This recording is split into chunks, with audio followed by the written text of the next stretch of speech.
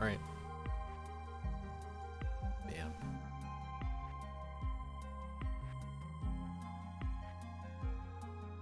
So we got a classic Postmortem stream. Very heavily prepared for, as always. You all know and love. Very off the cuff is definitely what I'm saying right now. Maya the dog gonna maybe make a cameo or two vocally.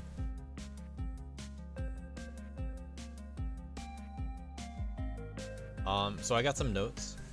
I'm gonna definitely not read them word for word. Some DLC admins might join, like Idle there. We'll see. We have a cool secret admin channel that I'm in right now. But mostly it'll just be me talking about how things went. And like I said, pretty off the cuff. I did write down notes, but I tend to do a lot of this stuff just live anyway. I don't really like preparing that much for it. That'll be a more, let's call it more genuine. I don't know. But I do always like to start the postmortems with a little bit of a summary of where we're coming from.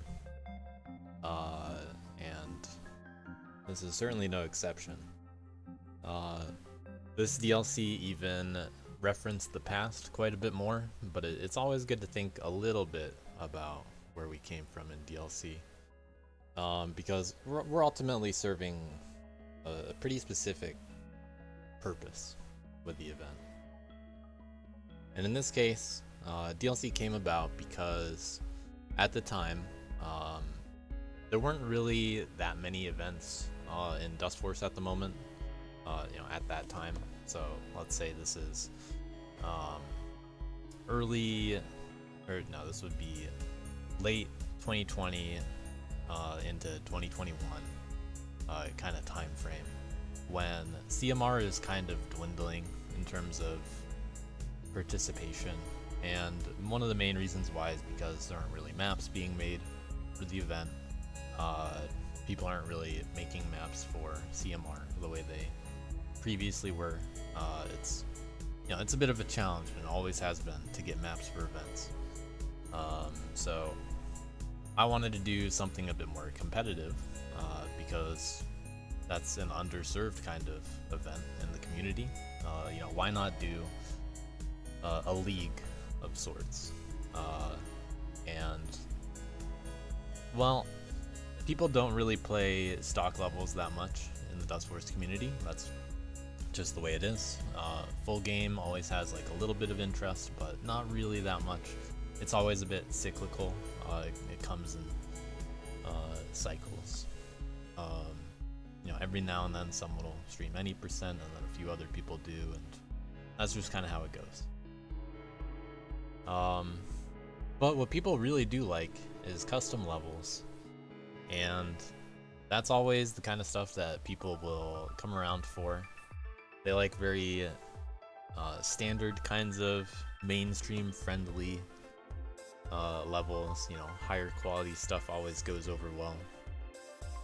That's just the way it is.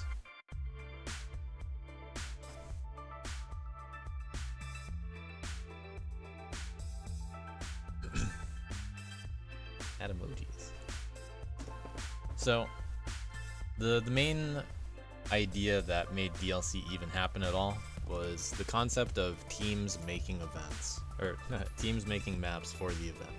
So if we wanted maps to play, people wanted to play new stuff, why not just make the teams be responsible for making all the maps? Very elegant kind of idea. We need events to have maps somehow. People aren't really willing to make maps for events, but turns out we can make the map making part of the event.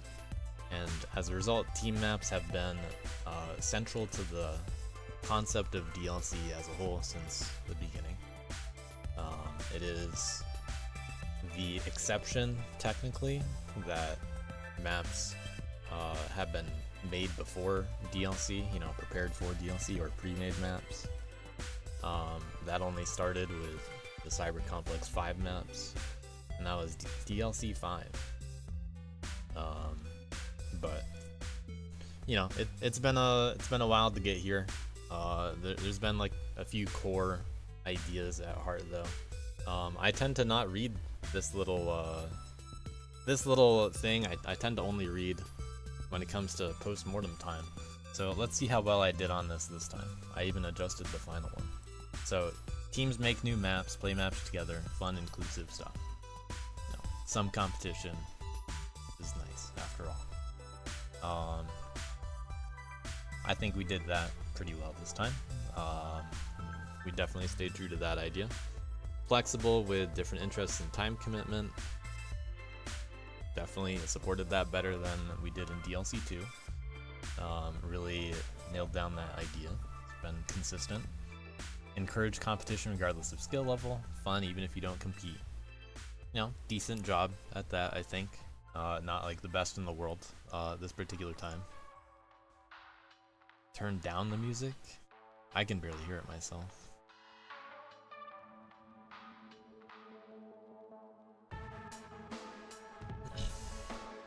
Should I turn down music?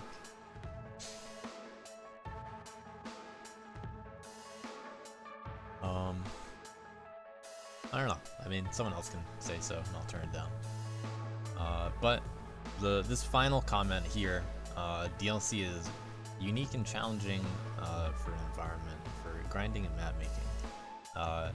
This time I actually adjusted how this was worded, and I said that each one, so each DLC is its own unique and a challenging environment, which I think better reflects how DLC works as a whole. Music is loud. All right, I'm not gonna turn myself up because there's already plenty of game. But I'll lower the music. Actually, is this any different for the music? Is this any different at all? I just changed a different setting.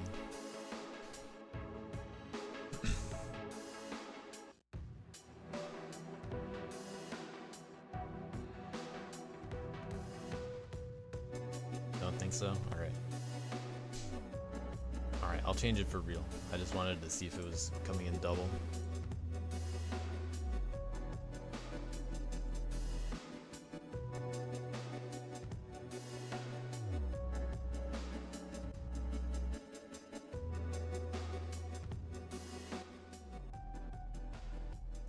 Alright, tell me if it should go down more. So yeah, I like to do different things each DLC. I like that they're each unique. DLC as a whole is something that I think you can tie, well, this goes for all of my events really. I think you can tie a lot of the events to what I'm personally looking for and how I like to design events and separate them from each other. I personally don't really care to do specific kinds of things unless they are they have, you know, a good enough purpose, let's say, and I prefer to do things that are distinctly unique. So I am not really interested in doing the same format all the time. There was a reason why I did the same format from DLC 6 to DLC 7, but that's the only time I've ever had that as a reason.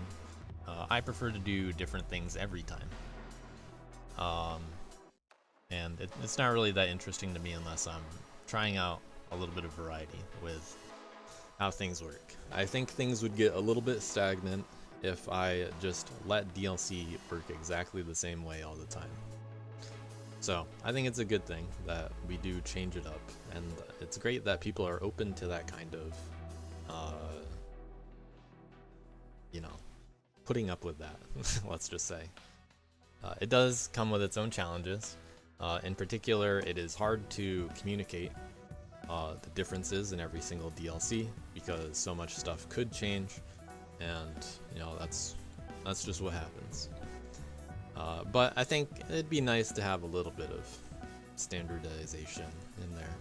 There are some things that clearly work, like keys, and some things that are worth changing all the time. Also like keys, you know, just to see what's different.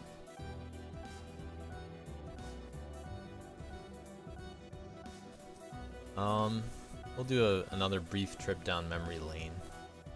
DLC 1, that was really intense. First time we did it, we had a full draft, we had 6 maps per week.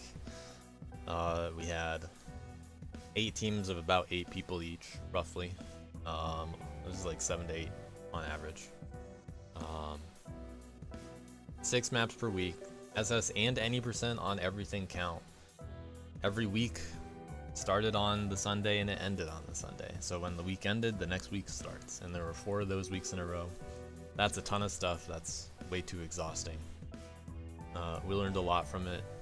All the points counted too. There were huge point scores, and you know, it was just really intense. Turns out most people aren't cut out for anything that intense, and I've made significant efforts to tone it down since DLC 1.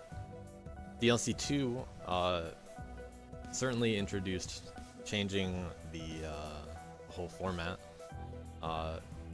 Very, very significant difference between DLC 1 and DLC 2.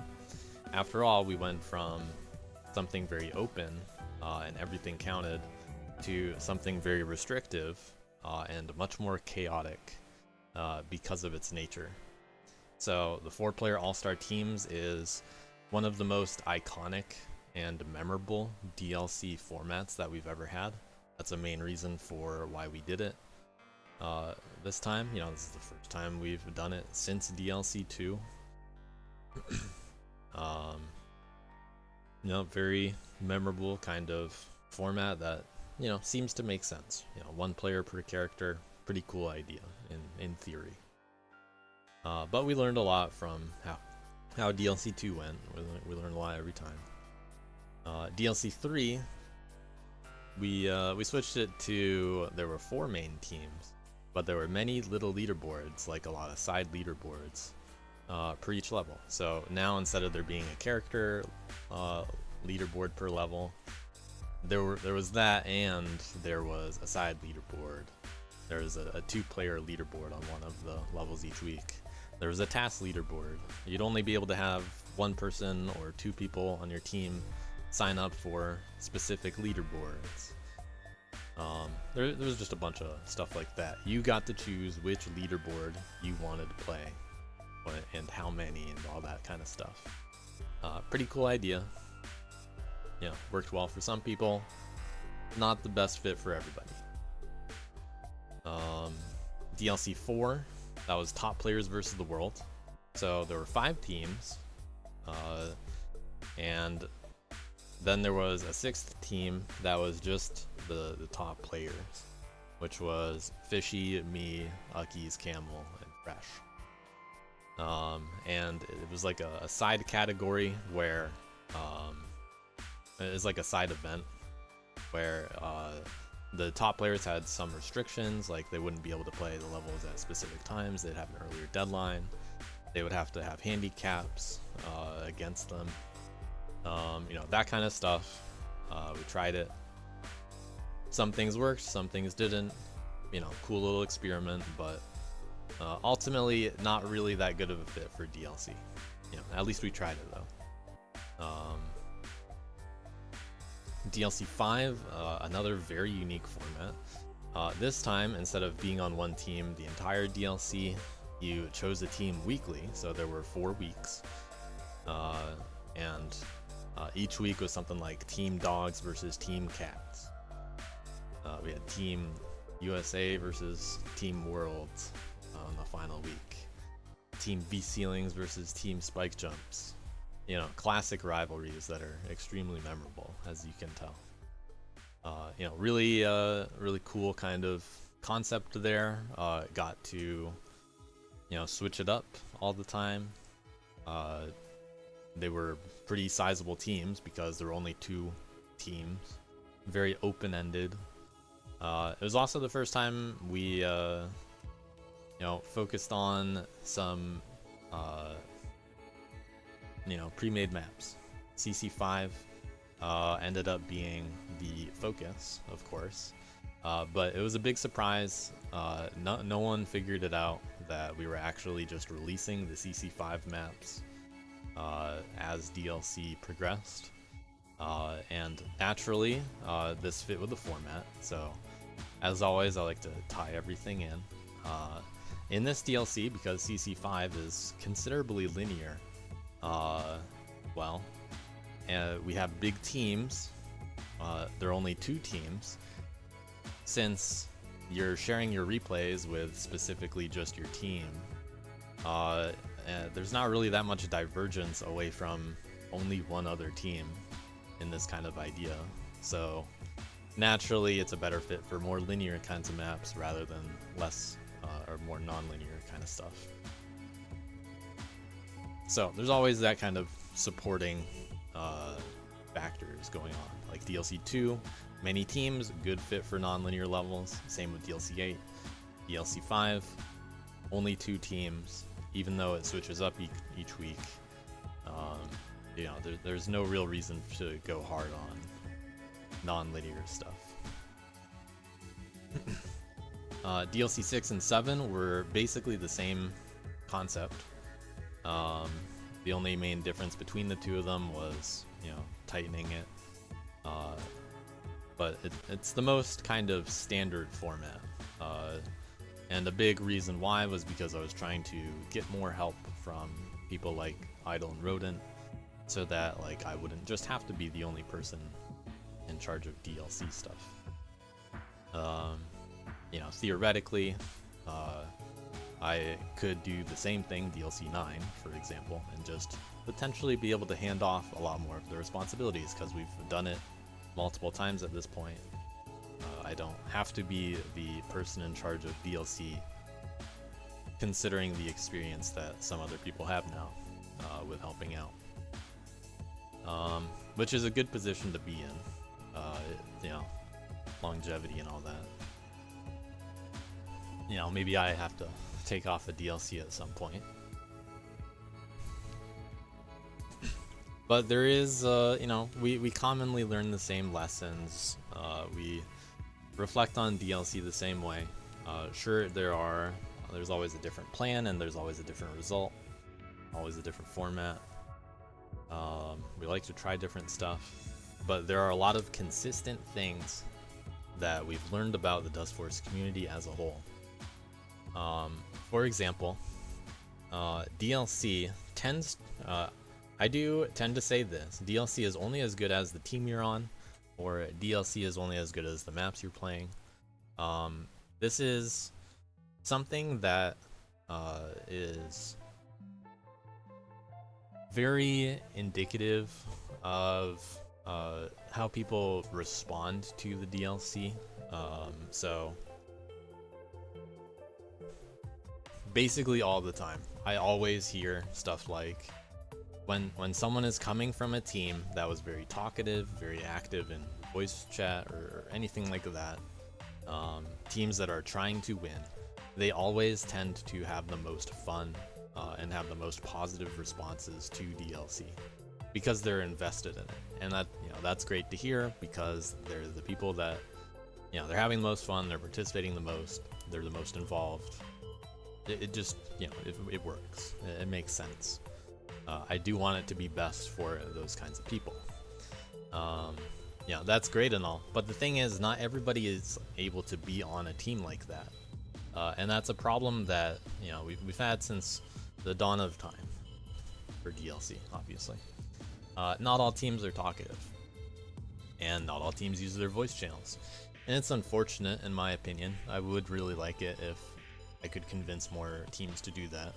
That was, that was one of the motivations behind doing the bounties in both DLC 7 and DLC 8. Bounties get people in their voice channel. They get them talking to each other. Sometimes they're designed to get them out of their comfort zone, try some stuff out.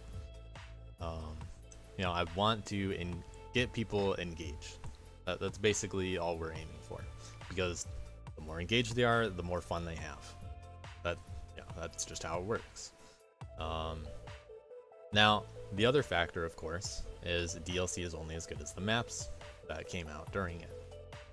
If you connect well with the maps, you tend to have a better response. If you find any reason to hate on maps, it's always an immediate kind of disconnect with DLC. Every DLC has been subject to this. There have been no exceptions. There are always maps that are less favorable. There are always the maps that tank the hate, among other things. That's just the way it is. People in this community do actually really like to complain about maps a lot. It's actually astounding that with as many team maps that we've had, and as long as we've been going, DLC maps have had such a positive response. For all this time.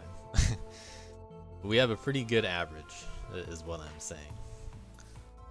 So that's really good to see. We're never gonna be like totally free of all of the bad stuff, but people love to hate on bad maps. That's just the way it is. But we do like to have some variety. We do always have to have like a little bit of representation for all kinds of styles of maps and all that stuff. We do love the mainstream stuff. We do like our boost levels. We hate our boost levels. We like the non-linear stuff. We hate the non-linear stuff. I always hear it. Every DLC, I always hear, we need more non-linear stuff. We need less non-linear stuff. I wish we had more boost maps. It goes in every direction. I always hear it every single time. This one, obviously, no exception. It's just always a different little thing that gets complained about more than others. But another really important thing about DLC that is worth reflecting on, especially for the future, the Dust Force community is not driven by competition. And this is something that has been hard to come to terms with, honestly. DLC is the most competitive event that we have in the community, and I wish we could support something more competitive, but I just can't. I just can't justify it in the community that we have that is so preferential towards, I just want to casually play stuff.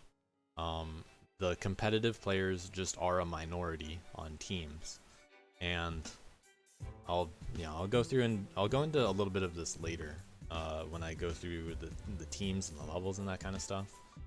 But it's a pretty common theme with DLC that we just don't really capture competitive players that much. No, that's just the way it is. Not the right community for it. That's fine. Kind of old game. Somehow still not a dead game. So that's cool. People also don't really take initiative or read or understand rules. I'm just used to repeating myself. So yeah, I have to repeat myself a lot, but if I repeat myself too much, people are just gonna ignore it somehow. There's really no winning that. And unfortunately, because I do like to change the rules every time, it's just gonna stay. But yeah, that's where DLC 8's coming from. I did mention some ideas for DLC 8 after DLC 7 happened. We might tease DLC 9 a little bit. I don't actually know. I'm not gonna say everything that I'm thinking about for DLC 9 or 10 or anything at this point, but I'll do what I want. We've tried a lot of different stuff. I think we can try something else different. I got a lot of feedback. I got a lot of poll responses. But let's talk about how DLC 8 in particular came about. You know, that just summarized all the DLCs. Let's talk about 8. So from the start, there were 3 main ideas for DLC 8 that really defined its shape. The first one, let's go back to the DLC 2 format, but let's modernize it a little bit. You know, core idea, it's gonna be DLC 2 again, but let's modernize it. You know, maybe bring in things like keys. We want small all-star teams again. This means more focus on team maps. Character leaderboards would be back. All of the implications from DLC 2's format, we're basically bringing every single one of those in and being like, okay, well, do we need to adjust that considering how I remember DLC 2 went back in the day? And how about how DLC 6 and 7 had a very specific style to them? You know, we're just coming off of a very standard kind of thing. We're going to go to an incredibly chaotic kind of format.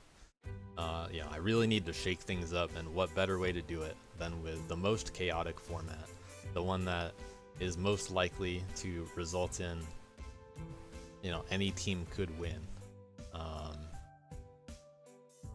You know, why not do something like that? Sounds like a good idea. I like to do drastic things like that occasionally. Well, so a little bit more on that. So I knew that I wanted small all-star teams, but adjusting from DLC 2, one of the biggest issues in DLC 2 was that the registration process, which was a little bit similar to what we did this time, you know, just a little bit, people signed up with their teammates first, but then there were a lot of people left over. So I knew that was going to happen. I don't really know of a better way to solve this, because people like to confirm what team they're on quickly. I think we handled it better than we did in 2, but that doesn't mean it couldn't continue to improve. You know, should this happen again, or something like this happen again, there's obviously more room to improve. That's going to be a pretty common theme. You know, that's always the way it is. We could always do better. How could we do better is, you know, it takes a lot of this stuff into account. But ultimately, I did want to limit team size at registration because one of the first ideas, how to adjust from DLC 2, we should place the leftover players on preformed teams. So that means I do have to, even though I want teams to be 5 to 6 players, I do have to limit how many people you can sign up with each other. You know, so limiting that to 4 or 5, and telling people that there are, you know, I want to see 4 active people. That'd be great. There are basically 4 slots that need to be filled, and you have, you know, you can bring one little tag along, pretty much. That probably isn't going to do much. So some teams are better than others when it comes to coming up with 4 solid people, or, you know, 5. There are a lot of players that are good or bad, or active or inactive, that are not on teams yet. So putting the leftover players onto teams, it worked out reasonably well. Ultimately, this ended up being, you know, handled all right, but I'll get to a little bit more of that when I talk about the teams themselves. I did heavily consider a 5th role as well, so I wanted to have a side leaderboard kind of role, or an invert role, or something where this, you know, there's a 5th person, they can focus on challenges. That's close to what we settled on. Or like a wild card where maybe they can just play any character. But I wanted to have, you know, a little bit more on top of the 4 players. So although it was considered, we never fully committed to it, and I do think that ended up being a good thing considering the way that the teams went. Because there are a lot of teams, there's a lot of team maps. That's just a given. more chaotic scoring system because the teams are not going to be fair. I know they're not going to be fair going into it, so the mechanics of DLC 8 have to support that in some way. The best way to balance around that is by adding more chaos. That's, you know, this kind of system had to be like that, otherwise it would have been incredibly boring and demotivating to the players that are not, that they have no chance of winning.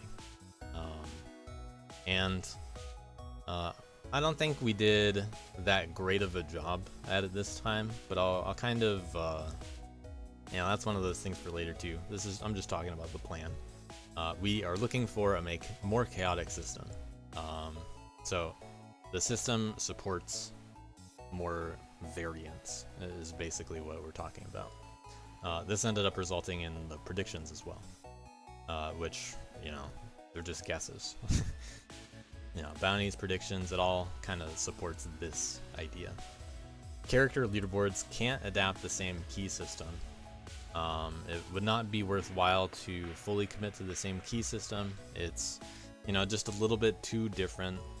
It's just, you know, it doesn't fit in that well, because now I'm forcing people to play kid or work or girl or man. You know, I'm forcing people to play characters outside of their comfort zone. Keys don't fit with that idea. You know, every level has to support every character. So something has to change with keys. We just know that it has to change, not really sure how at this step. Because teams are going to be making the maps, I do want to bring back the map themes, which led me into trying to reference old DLCs a little bit more. You know, it was a good little consistent ongoing theme, this DLC, just referencing old DLC stuff. It was nice to have that. The map themes themselves are good for helping inexperienced map makers. It both raises the floor for inexperienced map makers, and it gives something specific for maps to be consistent with each other thematically. You know, I like to have the maps tie together at least a little bit. That way, you know, you're playing the week 1 maps, or, you know, something like that. This time, you know, the aesthetic themes were all, you know, just a grab bag as compared to other times we've done aesthetic themes. But that's just what we did this time. Idea number 2. Lower the scale of DLC. We're trying to not overwhelm with content. I went with just 3 weeks. A very important idea here. DLC was getting pretty out of hand in terms of how much work it took to schedule and you know, fit everything into such a behemoth that we really have to tone it down. People are gonna get exhausted after only a few weeks. Just spreading it out more was a solution. That's what we did in 6 and 7. But let's tighten it up this time, and let's only do a small amount of stuff. When thinking about it this way, then I decided, alright, well, if I assume there's going to be roughly 12 teams, let's just say I'm getting 12 maps from teams. How many maps do I want per week? You know, 4 maps per the 5 days is kind of already pushing it. I could have, you know, a little bit more than that, I guess, but let's just try toning it down this time, and just see how that goes. That went pretty well, I think. You know, good idea, tone it down. Got to lower expectations. You know, very important. Let's lower expectations, because after DLCs like 5 and 7, I gotta lower some expectations. Yeah, I can't just do, say, CC5 every DLC, for example.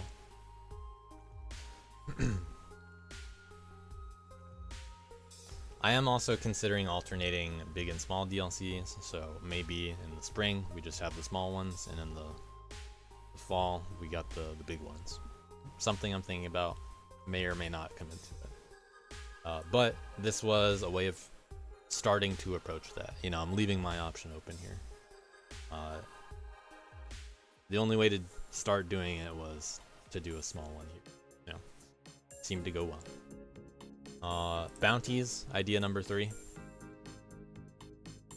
Following the DLC 7 bounties, which was, those were at scheduled times. What if we could make it, you know, there are going to be a lot of teams.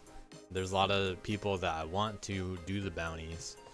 I want to do something slightly different with the bounties too. So let's try to make something that everybody can try to make.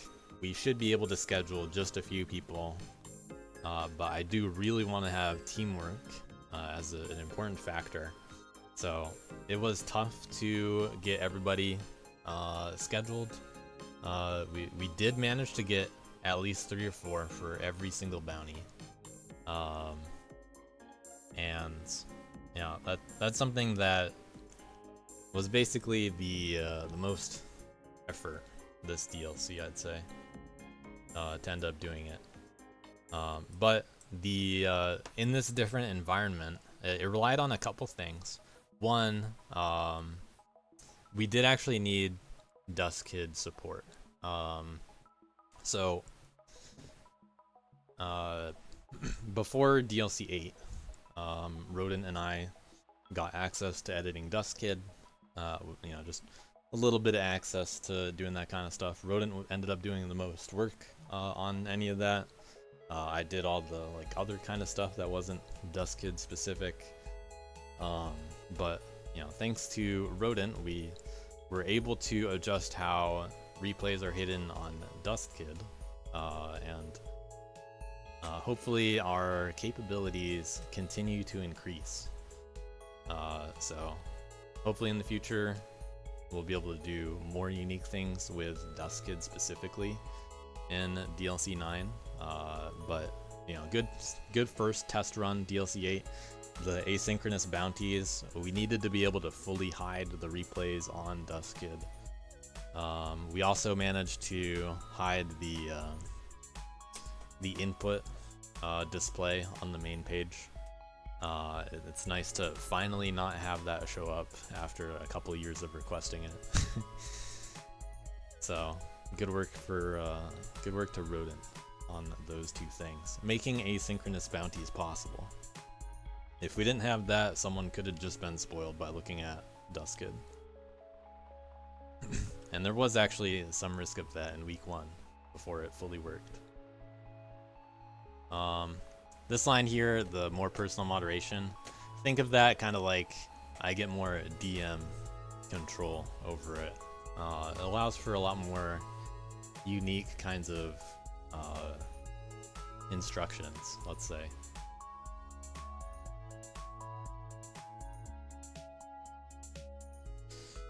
Preparation work. I didn't really need that much help for this one. Other than Dust Kid needing a couple changes that Rodent worked on. I handled the spreadsheet. Didn't really need anything specific with that other than just needed a new spreadsheet in general. No pre-made maps, ended up being a huge load off. We did plan to have invert keys, and the Camel and Uckies worked on that for a bit. We got a good start on them, but at some point I just, you know, I had to cut them, and I was like, you know, this really doesn't do anything for DLC 8. I can't find a way to meaningfully score keys in DLC 8. It just doesn't fit with the format. Like, I'm willing to have the basic keys on the levels, but the invert keys, it is extra content, that's cool and all, but is it too much? And obviously I ended up cutting them, but we are sitting on some really cool ideas for DLC 9. So I already have a good start on DLC 9 inverts. thanks to Camel and Uckies, and Air Bear as well. So already looking good as far as that one category for DLC 9. Definitely coming back. Got a really good idea for it. Air Bear and Nerdy helped test the bounties. They weren't participating, so I needed a couple people not participating to test a little bit of the teamwork stuff. They also helped with the scavenger hunt a bit, which was actually something thrown together pretty late. I ended up mid-week 1 deciding, you know what, we need a new idea for the week 2 bounty. Based on how the way that it was going so well because of teamwork aspect, I needed to come up with something for week 2 that was different than, you know, something just the all-star kind of stuff. You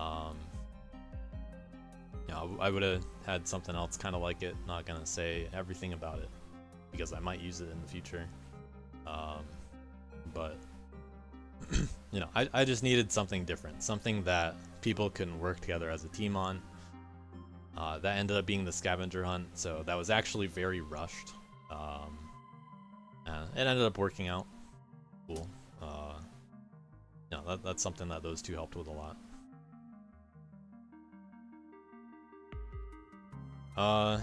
Registration teams. So in the weeks leading up to DLC 8, we had to start registration and team making process at some point. You know, it's got to start at some point. That process, I'd say it worked out. It was positive. It was more positive than DLC 2, but you know, could have still been better. Although I wanted to have that 5th role, I couldn't justify it enough to actually get a 5th person on each team. You know, I want to have a lot of teams. I do want them spread out. If we were to do it again, I would need to have more a more justifiable team activity in order to, you know, justify doing more stuff with the teams. Because as it worked out, it just didn't really feel like the teams were active enough. I did manage to put the leftover stragglers on reasonable teams. I only had to break up one team, and I only had to throw together one team. The only so the team that I had to break up was the Monster Hunter group, because they were basically all going to be inactive people. So I asked them before we you know, broke it up, hey, are you okay with basically being the obvious bottom seed, and you know, or would you rather I find a team for each of you like I'm doing for all the other people that don't have teams yet? And I gave them some pretty good suggestions, I think, for where they could end up. They obviously ended up taking the breakup option. The only team I had to throw together from people that were not on teams was the team No V ceilings. They were the only other leftover players, pretty much. Some of them did fit together. You know, that's nice that it worked out. But fortunately, I only had to throw together one team as compared to, say, 3 or 4 from DLC 2. And looking back on DLC 2, those teams did pretty horrible because they were basically only full of people that we knew wouldn't talk. But even in this case, at the very least, I already had some confidence in Team No V ceilings. You know, I know that several of them do already get along. So as far as team synergy is concerned, that I think worked out considerably well, much better than DLC 2. And even though it wasn't all perfect, I really couldn't have done it any better, I think, with, you know, what we were going for. The way that it worked out, that is.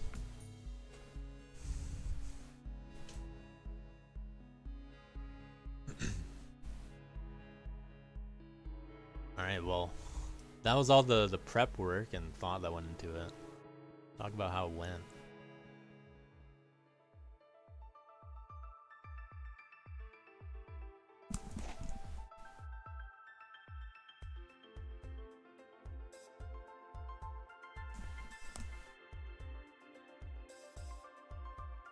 So, we had 11 teams, as stated.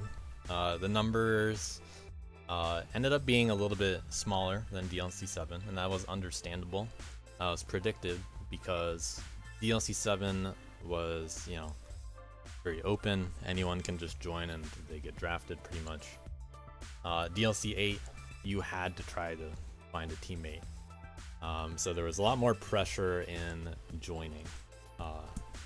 And there were a lot. I specifically tried to make it restrictive in the way that I didn't want too many people to just sign up for DLC 8. That was the point. We are trying to have not too many people that were inactive. But despite that, a lot of people did still sign up. There were a lot of, most of those leftover people were relatively on the inactive side, making the teams feel, although reasonably balanced, they didn't really feel that active. So this kind of format ends up favoring the ones that are more active and have more depth and are, you know, have that willingness to participate. DLC will always favor the ones that want to get the competition out of it. That's just unavoidable. That's a good thing too.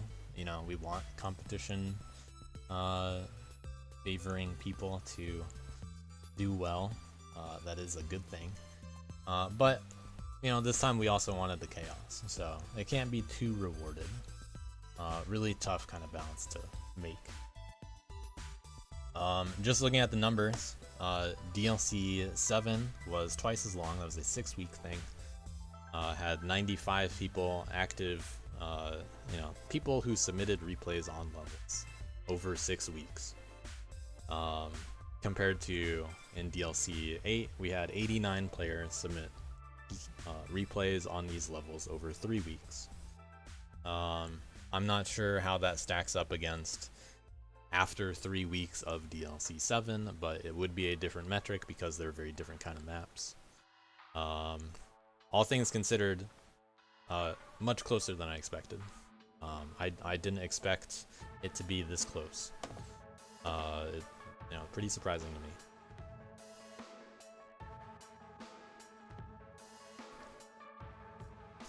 So it doesn't really feel like it was that much smaller, despite I expected it to be a lot smaller than what it was.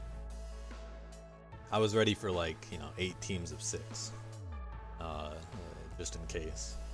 So, in my opinion, I am satisfied with there being more than 8 teams. But I didn't want the teams to be too big, you know. Not much burnout this time. That was good to see. A good amount of content to prevent too much burnout. You know, compared to other DLCs, especially, just not too overwhelming. So, the pattern of people playing levels each week did basically match what we would normally expect as far as DLC is concerned. It always starts off hot in DLC 1. The middle, there's always a week or two that there are questionable maps, and it's always in the middle for some reason. You know, week 2 or week 3 is always the silly week, you could say. The one that has the map that's most hated, usually. It's very rare that that's in a different week than in the middle. And then the final week usually brings it home, somehow. Character leaderboards, so didn't really need to flesh out that idea much more. The results were actually pretty close each week. You know, what I should have had up is the actual leaderboard. But you'll just trust me on this. I'm not gonna bother opening all the tabs all the time. But just trust me, the results were reasonably close, despite the very spread out teams. So as far as competition at the top is concerned, there's a handful of teams that did feel like they were all competitive enough, which was good to see. Not everybody is really trying to win. That's fine. That's expected. But there was good back and forth between teams that were making some effort. However, the character leaderboards ended up extremely stagnant in a way that was actually a very big negative in terms of promoting chaos. So the character selection in DLC 2, a lot of people, significantly many people, did change their characters from week to week. DLC 8, we did not see that at all. There were very few people that were willing to switch characters from week to week.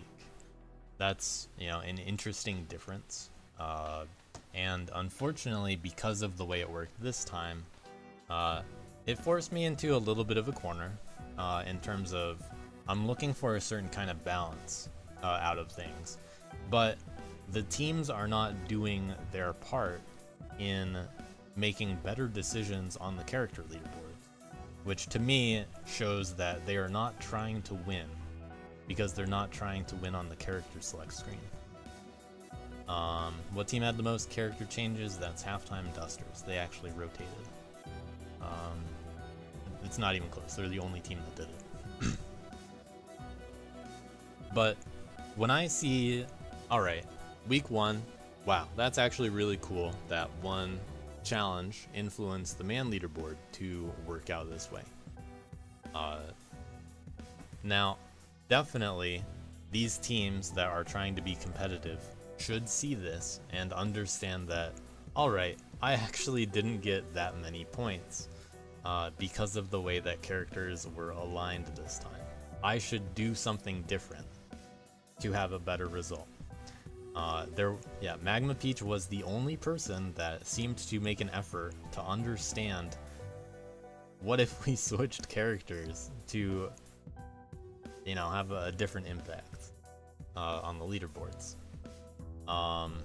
Somehow Magma Peach, not even in DLC 2, understood this, and people that were around in DLC 2, they're okay with just moving forward and not really worrying about it. I was definitely expecting people to rotate off of Dustman, and then we would see different results on other leaderboards in week 2, but that's not what ended up happening. And what did end up happening was basically the same thing. Only a couple people moved around, like Camel, Magma Peach. Camel went to Man, funnily enough. Idol ended up moving to Worth, and then Magma Peach, switched it up. But unfortunately, this significantly only benefited specific teams because they were not being punished by other teams on the character select screen. I think that's an incredibly big factor that shouldn't go overlooked strategy-wise. If you're trying to win, then you should try to scout out the character leaderboards and make decisions based on that. And I do think some teams dropped the ball there. Now, I could have done something different from my end. It's a little unclear because I don't want to give hints too much. I try to say things like, challenges are worth a lot of points, by the way. We're probably going to see people switch around characters. I made it very clear that I thought people would switch around characters. But nobody's really getting the hint that much. It's fine that it happened that way, but the character leaderboards after week 1 felt very underwhelming because it was the same thing every time to me. This is a DLC format that thrives off the variety of, you know, different kinds of people on different leaderboards. It's the only format that really supports this kind of thing. It was just disappointing that we didn't have that this DLC, because we're not gonna do it again. You know, there's no reason to do it again like this. We only do it like we've only done this once, or we've only done this twice in 3 to 4 years. So it's probably not going to be another couple of years until we do something else kind of like this. But if that's not what people are interested in, I'm not going to bother too much.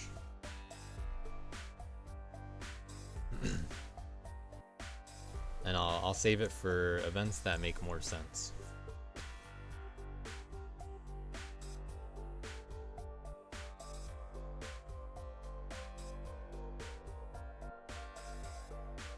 But that's just how the leaderboards went.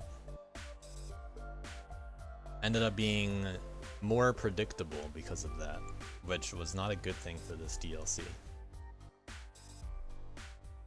Let's talk about the maps. DLC only as good as the maps, as I've said. So, pretty decent to average quality team maps. Because there were no pre-made maps, it does make this DLC look a little bit weaker compared to others. There also weren't that many maps in general, so it makes things stand out when there aren't that many things going on.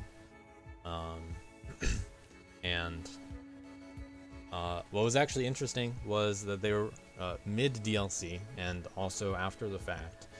I've seen a lot fewer comments about map length and difficulty and quantity of maps. That's something that people were relatively silent on this DLC, which was an interesting difference to me. That people just weren't talking about that kind of thing as much. It's not something that came up because, you know, maybe we helped address that problem. Traditionally, we tend to have a lot of people say things like, you know what, I wish there was more non-linear maps in DLC. Well, that was a huge focus this particular DLC, but it comes down to the maps that teams make. So no matter what, we always rely on the maps that we receive. We use what we get. That's just what it comes down to. I can't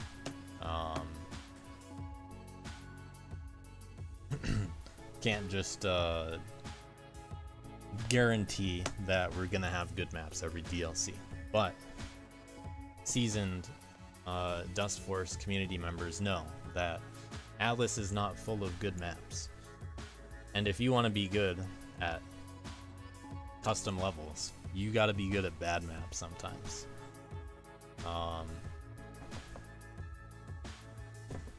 Yeah, I do think being able to skip a map, only having to do 3 out of 4, was a good thing. I didn't really say it anywhere, but that was one of the big ideas that I had at the beginning. We used to do stuff like that. Somehow I forgot that that was a thing the last few DLCs until DLC 8. Had to bring that back because it was necessary.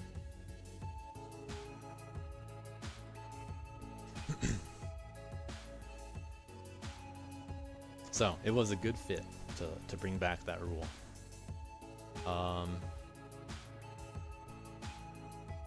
But yeah, a lot less discussion on things like these maps are too linear. Well, it seems like that wasn't a problem for the most part. After the fact, after asking about it in the feedback and all this other stuff, you know, we do see more of the discussion around that. But it was interesting to see that people weren't talking about it as much, from my point of view. The aesthetic themes, these tend to be used to bring up the map floor, the skill floor, as I said earlier. Those ended up being used pretty well, I think. It wasn't like too special or anything. No one went all out with anything crazy. Generally speaking, though, they were just, you know, it was okay. It did its purpose. The Urban Undergrowth theme, there were 3 maps that obviously used it, and if you want to say that Don't Hurt Steve used a theme, it was technically that one. But they were the only one that really kind of ignored the theme request this time. As for the gameplay themes, I'm gonna take this opportunity to talk more about each individual map. But generally speaking, I tend to let them be loosely interpreted, which, you know, has pros and cons. I like to have gameplay themes with events, that way there's some interesting direction to go in. In particular this time, all 3 of the themes were chosen specifically because they promote non-linear design in levels. This was incredibly intentional.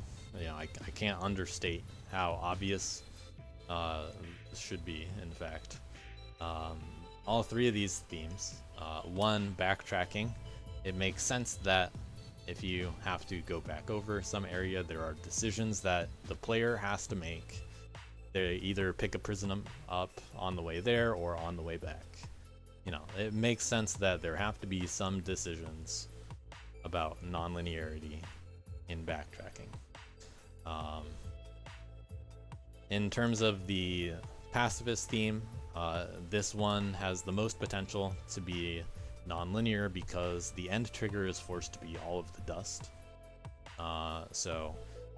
In the past, this was used to make some non-linear kind of stuff and some linear kind of stuff. You know, you pick it up along the way. But, I mean, the end trigger is you get all the dust. Therefore, you could end up with any layout of a room or any kind of room you can think of with less design focused on combat.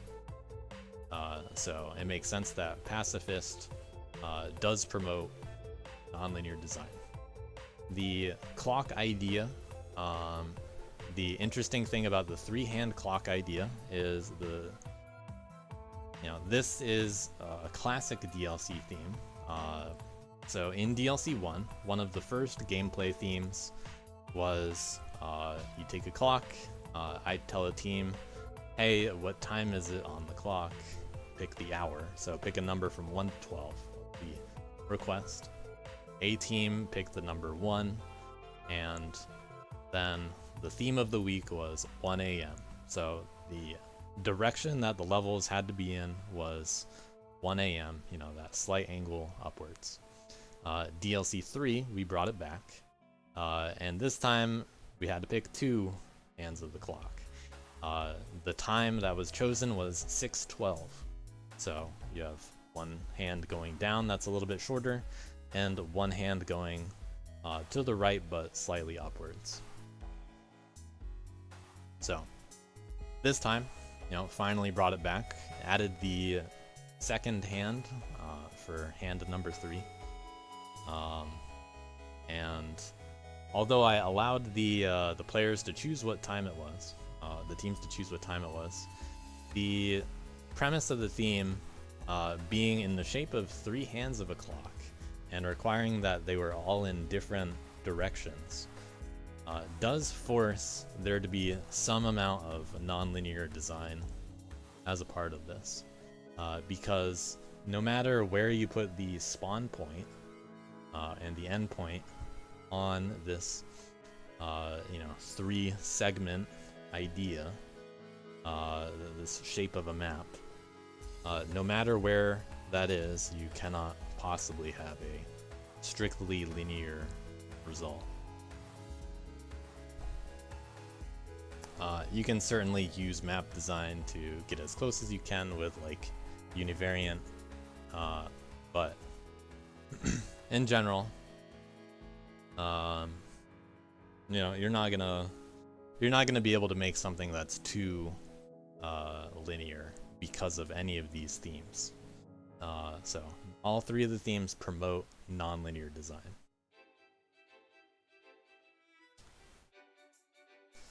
So let me talk about each of the maps a little bit. So week 1 we had Zoomerang. That was very that was the favorite of boost map enjoyers. Solid first impression for a lot of people. A lot of people like that one. But it was basically one of the only heavy execution kind of levels. It was a bit overwhelming in terms of its design because it didn't feel like it was as linear as it really was.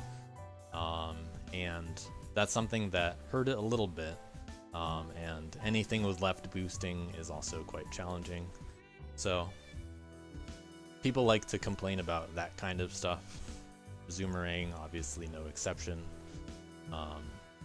Personally, I don't really care for the way that levels like Zoomerang are made, in the sense that they seem very intentionally designed for their gameplay.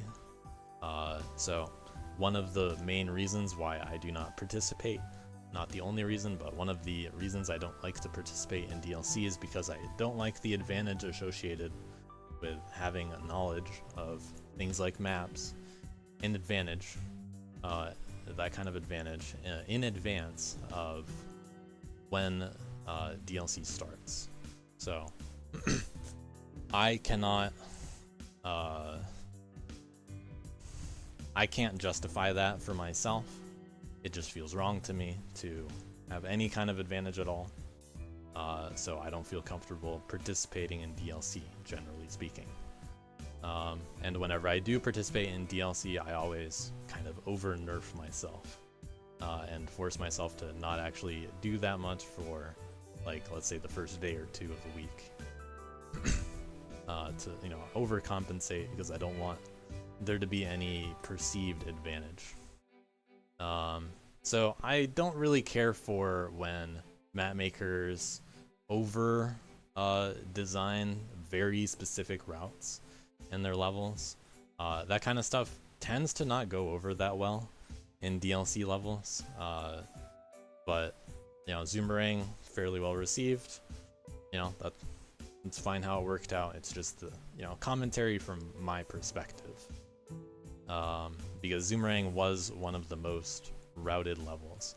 I don't really like to give strat ideas to teams, but you know, the way that they're making the map, you know, it kind of puts me in a really awkward position where I don't want to tell them strats because then they're going to make their map around those specific strats. And that ends up being the kind of stuff that people often complain about in DLC. Overgrown Hideout, kind of the opposite end of the spectrum, where although it was similarly overwhelming at first, it was less obvious that there was actually a linear path to it. There were a lot more options in Overgrown Hideout. Because there's a lot of dust in places, it didn't actually restrict you and have one-way paths that were obvious. So Overgrown Hideout, understandably, you know, a little bit more controversial in how that's viewed, thanks to non-linear design and, you know, generally just it's pretty solid overall. So controversial. Non-linear design, decent map though, equals controversial. That's, you know, just what happens. What else we got? Familiar foliage. That was one where at first I wasn't sure if they were trying to make it intentional, whether you go clockwise or counterclockwise. Probably had the least to do with actual backtracking. That one actually also had the most replays in DLC 8. I'll show some of these stats later. I'm just doing all of this off the top of my head anyway. But not really that remarkable in terms of maps. It didn't really tend to stand out that much. You know, it's still a solid map and all that, but not really that remarkable compared to other week 1 maps. And then Ethereal Echoes. That one was a kind of funny one with the team not really thinking that hard about what if you go left at the start. Yeah, more challenges means more replays. But once you figure out the going left at the start, you suddenly save the time and you're like, okay, well, we figured it out. But that one took the backtracking idea a little bit more, kind of like how I described it earlier, where you're thinking, do I pick up the prism on the way there or on the way back? And then they ended up, doing, there's the left side and then there's the right side. And you could also choose which side you want to go to first. But you start closer to the left side, so you go to the left side first.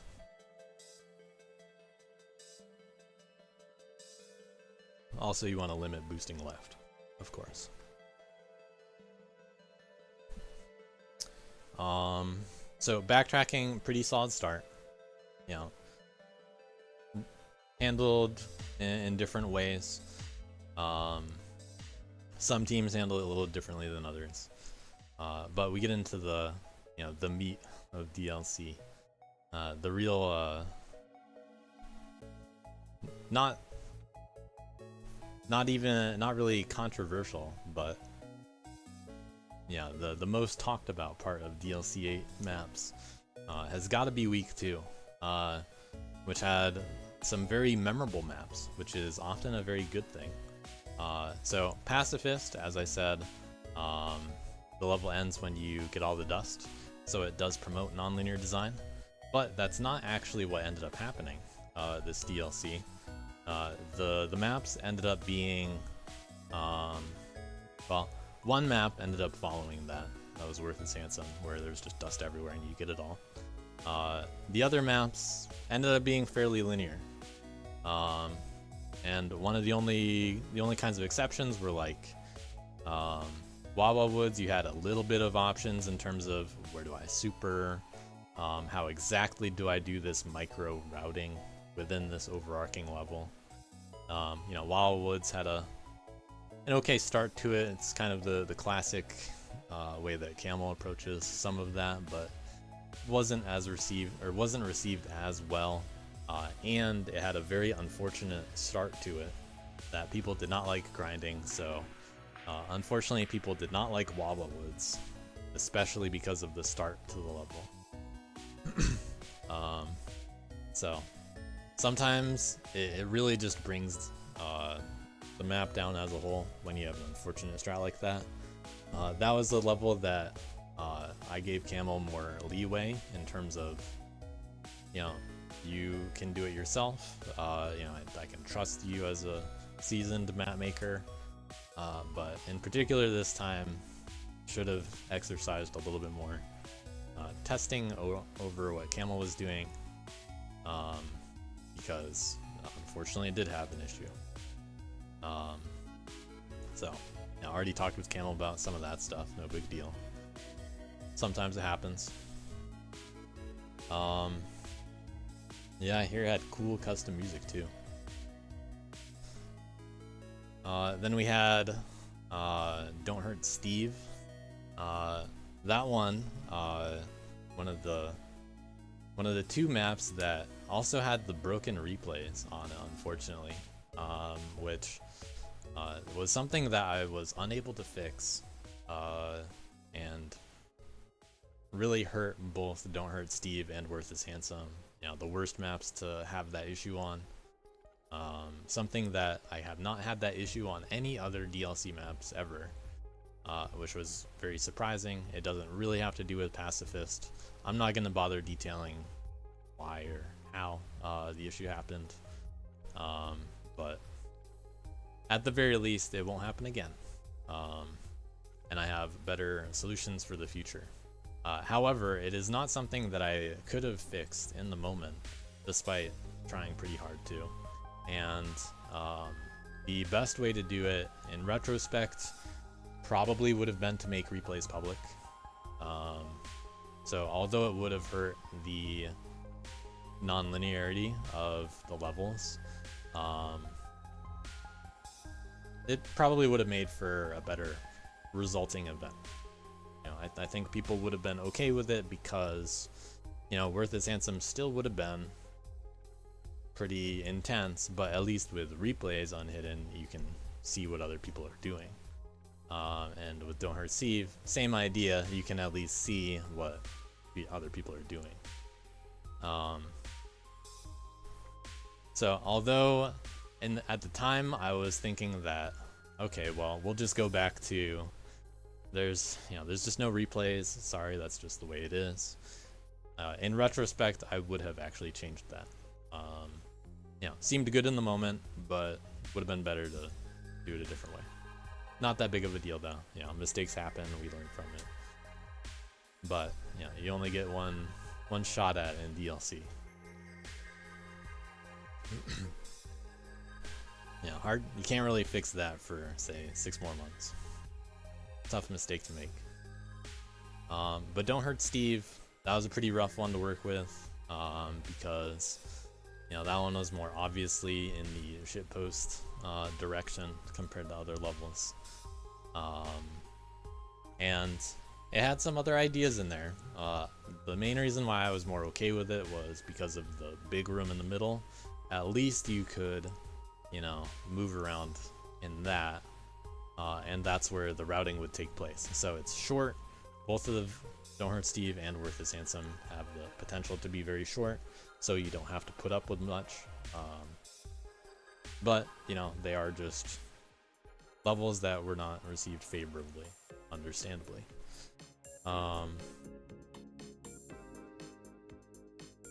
Worth Its Handsome obviously had a few things going for it in the direction that people do not actually like.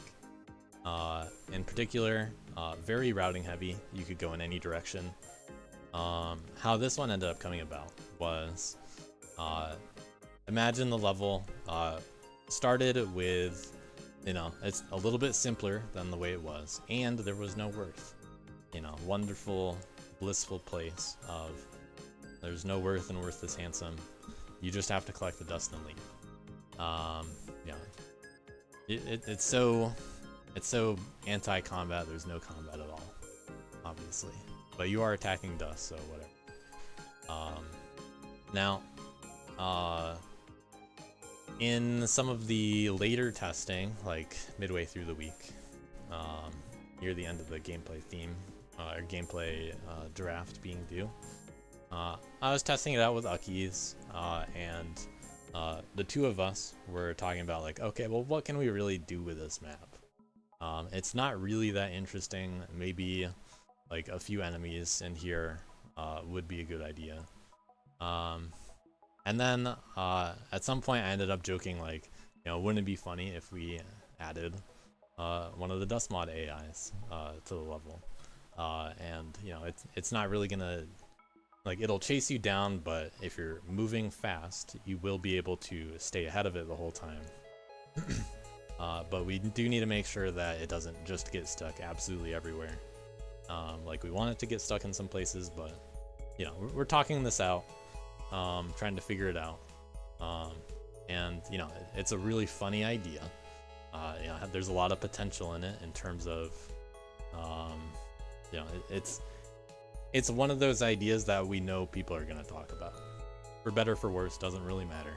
We know it's something that is going to be controversial, and sometimes that is a good thing. Now, obviously, it turns out that me and Uckies are not really the two best people to be playtesting something kind of like that. Uckies, really solid at being able to just first try a lot of stuff and work around the problems.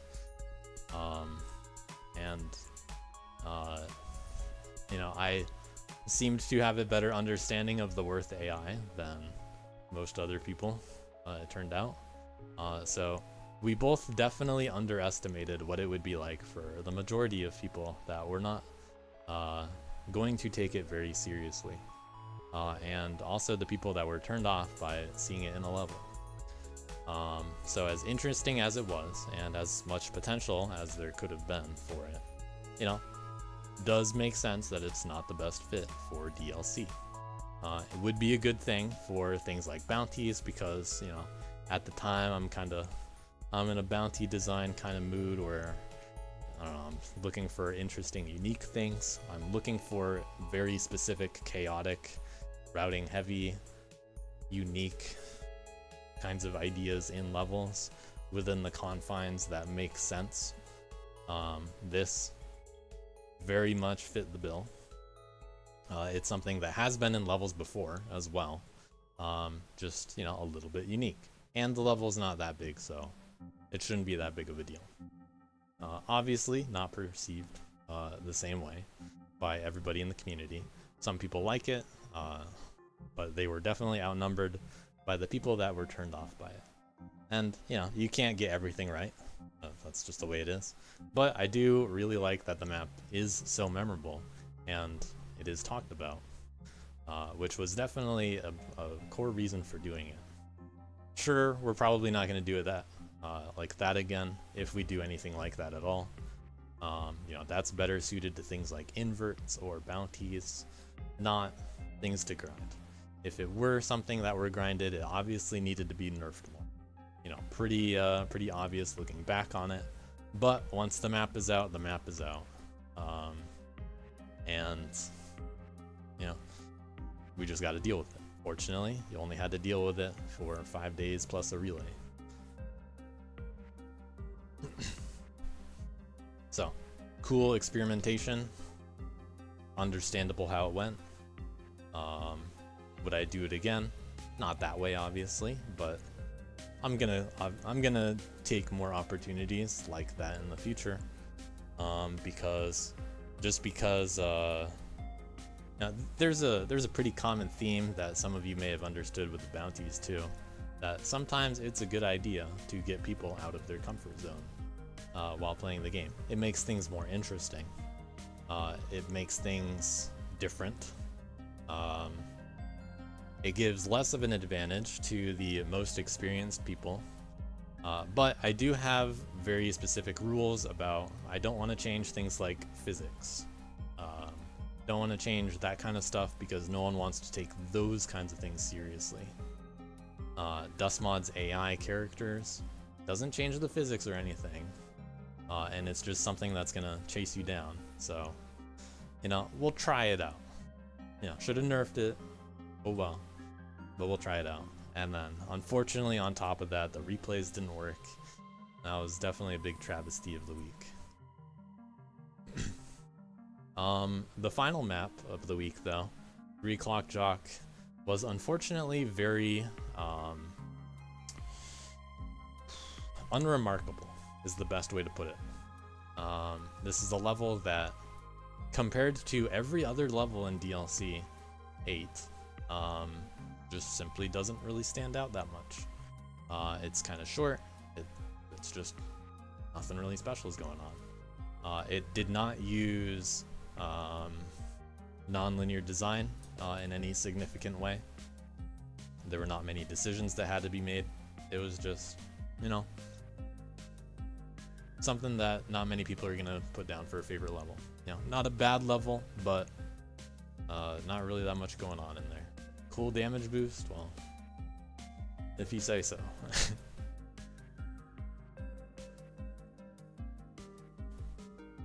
Also had a little bit questionable bear and pork placement for some people wanting to do certain things. But just, you know, unfortunate that it just wasn't anything that special. And it just really capped off the week, unfortunately. You know, every single week 2 map just had something unfortunate about it that, you know, is just just something that is all coincidental. Some of them made very little use of the theme in a meaningful way. The only ones that did use the theme did it in a more troll kind of way rather than you know, actually using it to its advantage. So pacifist drew negative attention, but there were a lot of factors going on with the maps that contributed to it, and it wasn't just, say, Pacifist's fault. But Pacifist is also obviously just an easy thing to blame.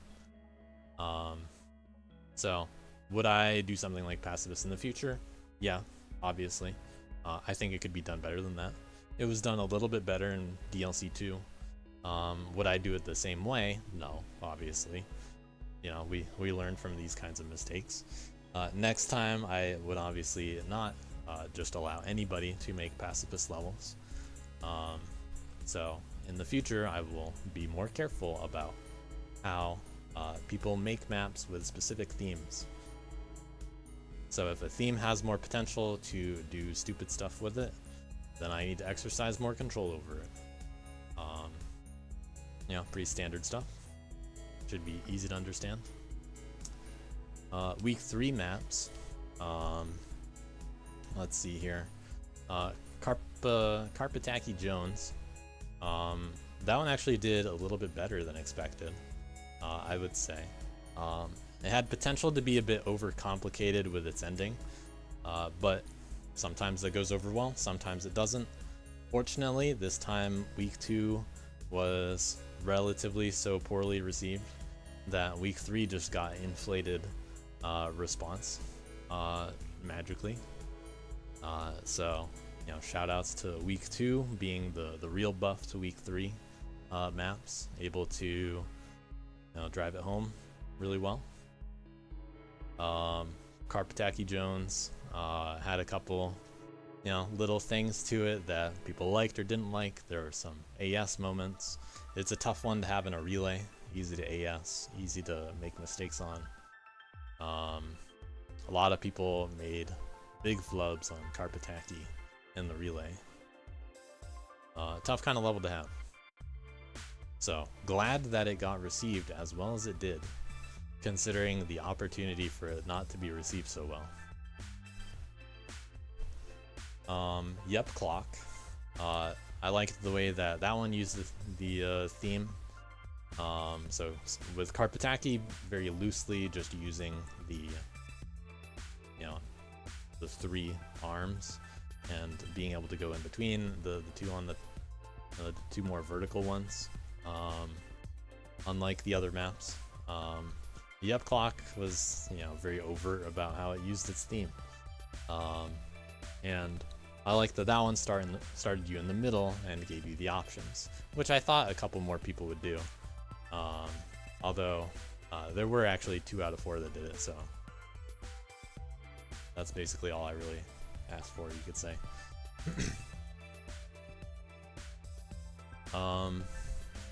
But that was a good fit.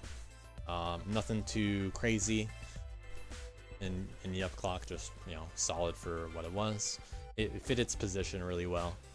I asked those guys to not make their level too long, because I knew that some of the week 3 levels might end up more on the longer side. And unfortunately, a couple of them toned it down. One of them being Private Eyes, which could have been like twice as big. But I'm glad that one stayed shorter. And it was good to have a map like that in DLC 8, something extremely routing heavy.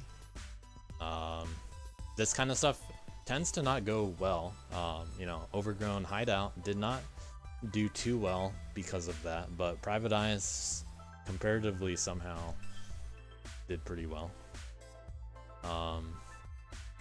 Normally those are the maps that are the most hated in DLC, when you're given too many options, but hey, this one worked out well. It was a good fit for DLC 8. Final map, Univariant. This one has 2 very troublesome traditional issues, being going down and going left at any time in a level tends to feel pretty bad. So considering how much worse it could have been with going down or going left, ended up doing pretty well, I think. You know, definitely got that little boost post week 2, I'd say. All the maps from week 3. You know, nothing too crazy about it, nothing too good or bad.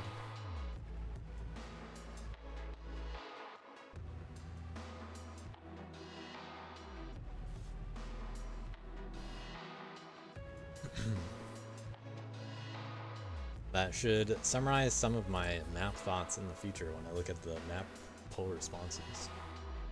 But got all that out of the way because there are only 12. I did actually. So before I move on, I actually want to touch on the team rosters some too. Let me get those up.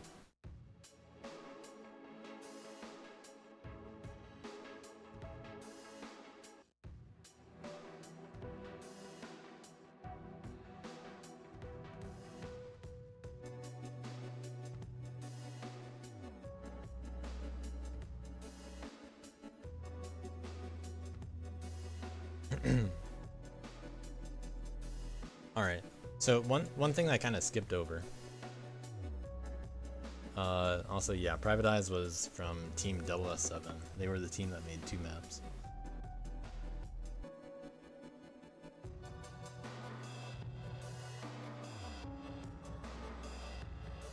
One thing I kind of skipped over that I do want to talk about is how much the teams felt inactive and how that fit the result that I'm talking about when it comes to balance of teams. Like teams being favored based on depth and the willingness to participate. This specifically, if you talk about specific teams, should give you an understanding of how it was like from my perspective. So just going in team order. First, there are a couple of things I'm looking for. A team is ideal if it can fit 4 characters cleanly. You know that the 4 players are gonna, fit 4 characters reasonably well.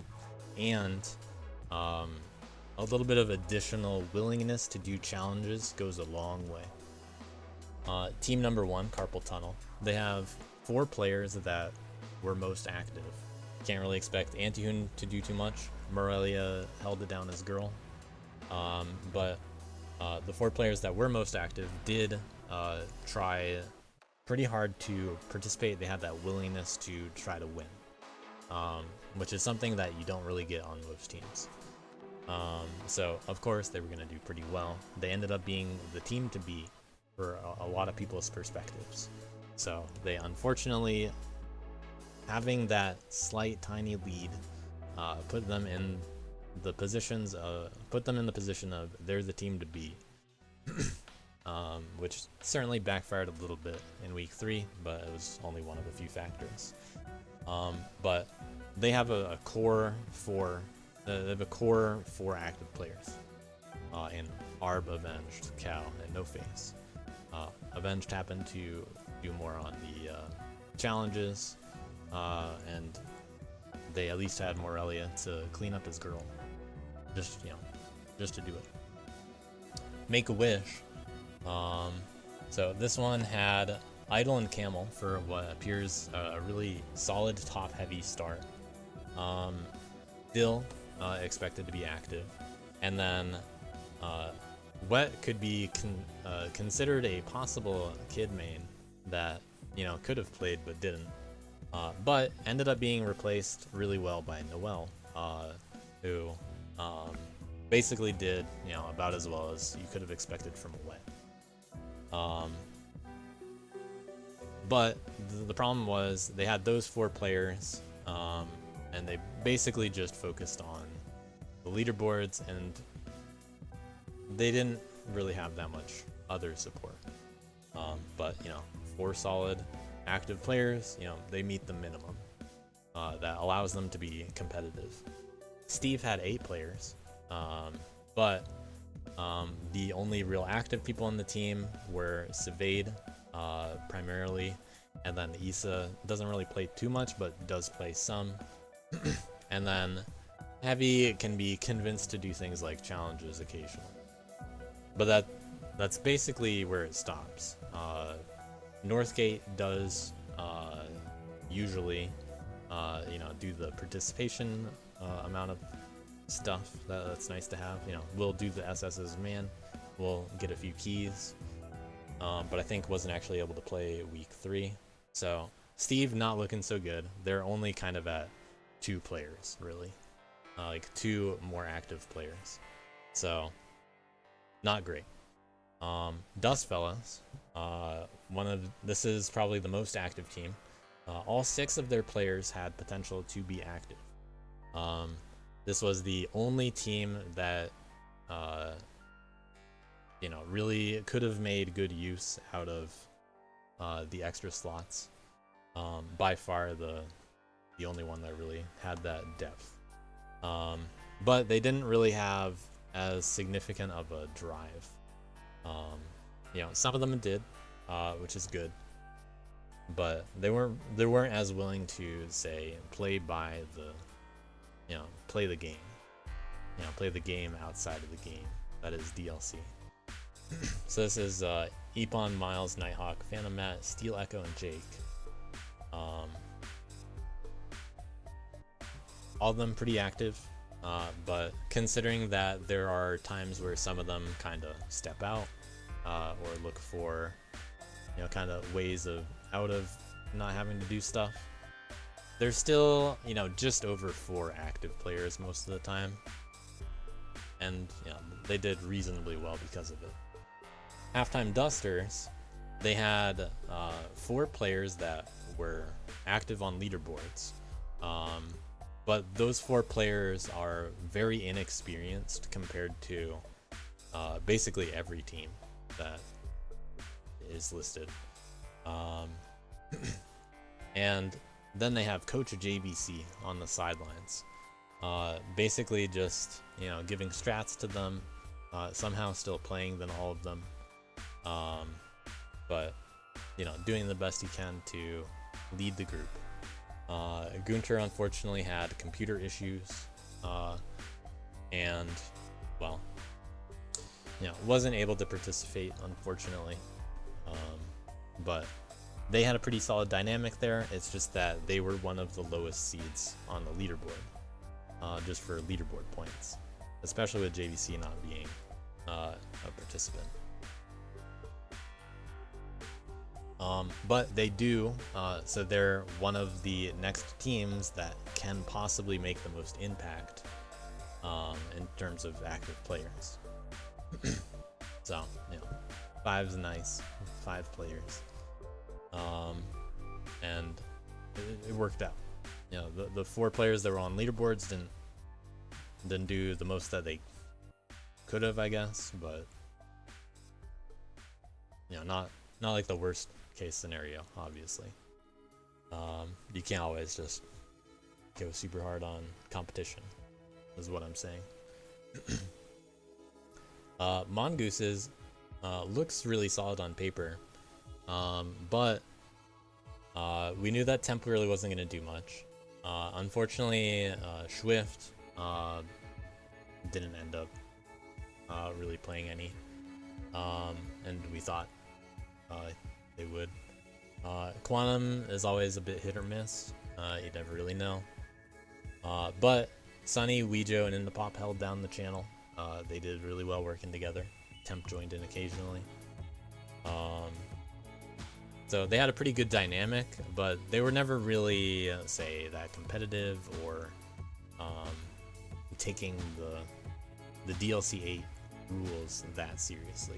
And they had some very unfortunate results with some of the bounties. Especially the first one. Unfortunately, I wasn't able to be the one to run that one because there were multiple ongoing ones at the same time. I do think it would have gone a little bit better because I'm more lenient with how much I allow hints and that kind of stuff, but there were technical difficulties and other funny things that, although fun to watch, did make it very unfortunate for the team in a couple of the bounties. So, this is kind of what we're starting to see with some of the remaining teams, though. Team SS7, that's one of the only other mostly active teams. So we know that 4 of them are able to play more than others. They ended up playing mostly the same characters each week. Mitesh not really able to do that much, I'm pretty sure, this time. But they do have 4 players. in their position, they could have used their situation better, but I mean, someone's got to be on the lower end of the leaderboard. Could have worked out better. Just it doesn't always work out for everybody. There are 11 teams. Got to have some people in the middle. So out of active teams, pretty good team dynamic over there. Simon is Handsome was an interesting one. I tried to convince a few of them to bring back Team Alex is Handsome, which was DLC 2's returning champ in Dello, Uckies, Simon, and Alex. The four of them returned with Simon is Handsome, and then they managed to add A-Boss and Conscious. They did request A-Boss, and I selected Conscious for their team. It was definitely good for them because they did need 2 more active players. We knew that Dello and Simon really weren't going to do anything. Dello's basically only good for a couple challenges all DLC. He got those challenges out of this DLC. Good to see, but that's all we knew he was going to do. He did his job. He did exactly what we expected him to do. Yeah, that's a 10 for Dello. Simon managed to make it for one of the bounties, pretty sure. So that was cool too. But they did need 2 other players. We knew Alex and Uckies were gonna participate. Alex didn't actually have to grind that much on Girl. So that worked out well for him. And then A-Boss and Conscious really picked it up in week 3. They made a lot more effort in week 3 to win their challenges too, the whole of them, and they ultimately had the cleanest relay.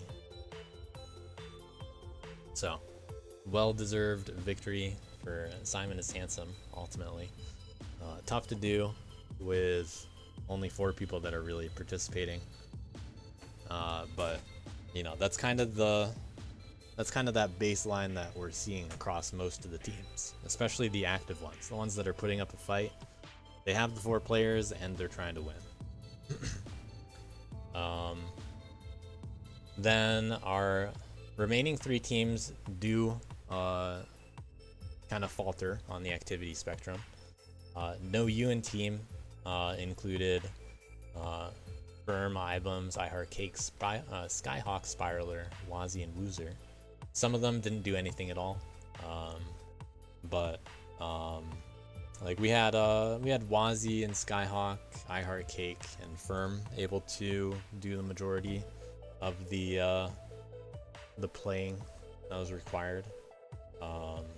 They were able to pull it together, but not really the most tight-knit kind of team, as you might expect. Wazzy also kind of unfortunately suffering a little bit from not having much like routing support on the team, but they were able to work out some of this stuff. Just not really that much of a contender at the end of the day, as far as all teams are concerned. They certainly have some of the potential in there, like if Skyhawk were able to take some DLCs more seriously, let's say. It would be cool to see Skyhawk be more competitive, but it's basically what we expect from him. The same could be said for a lot of other people in some of these teams. You Don't Turn Your Back on Family included Big Diesel, Dawn to Dusk, Dev 2000, Game Duck, True Noob, and Rexy. We already knew Duck and Rexy were not expected to do much, so the other 4 ended up doing what they could, but not the most, despite being the family and appearing tight-knit, not really the most stuff going on in there compared to some other teams. Not as in it to win it as other teams is what I'm saying. Tough job. Obviously they could have done better if they had Duck doing stuff, but it just kind of barely caps out at 4 again. Team No V Ceilings Primarily came down to Sheila and Magma Peach. Foxy, kind of quiet, but able to do the girl or man runs, whatever is needed. Sure, he didn't really say anything, but is at least gonna play the levels casually as worth.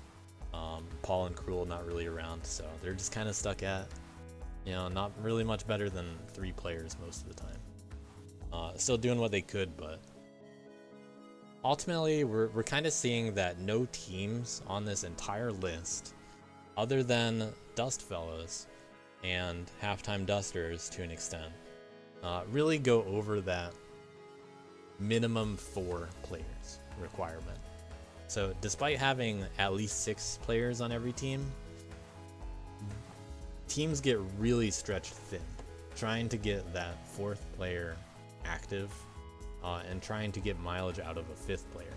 The teams that did best were able to do so thanks to getting active in things like challenges, which is easiest to do with a 5th player.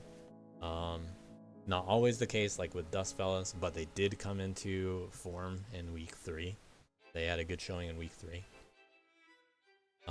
Simon is Handsome, they obviously made a bigger effort on the other categories and challenges in week 3, but they were competitive the whole time because they had that very solid 4, and the way that character leaderboards worked, they were benefited the most by far, because no other teams were willing to try to compete for some reason.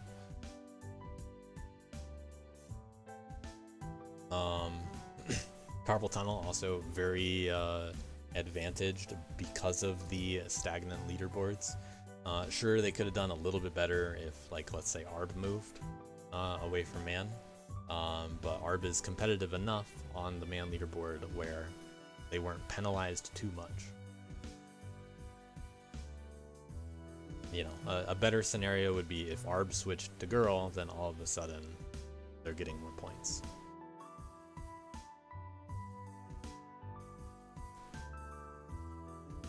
Because Merlia wouldn't be doing any better on man than its girl most of the time.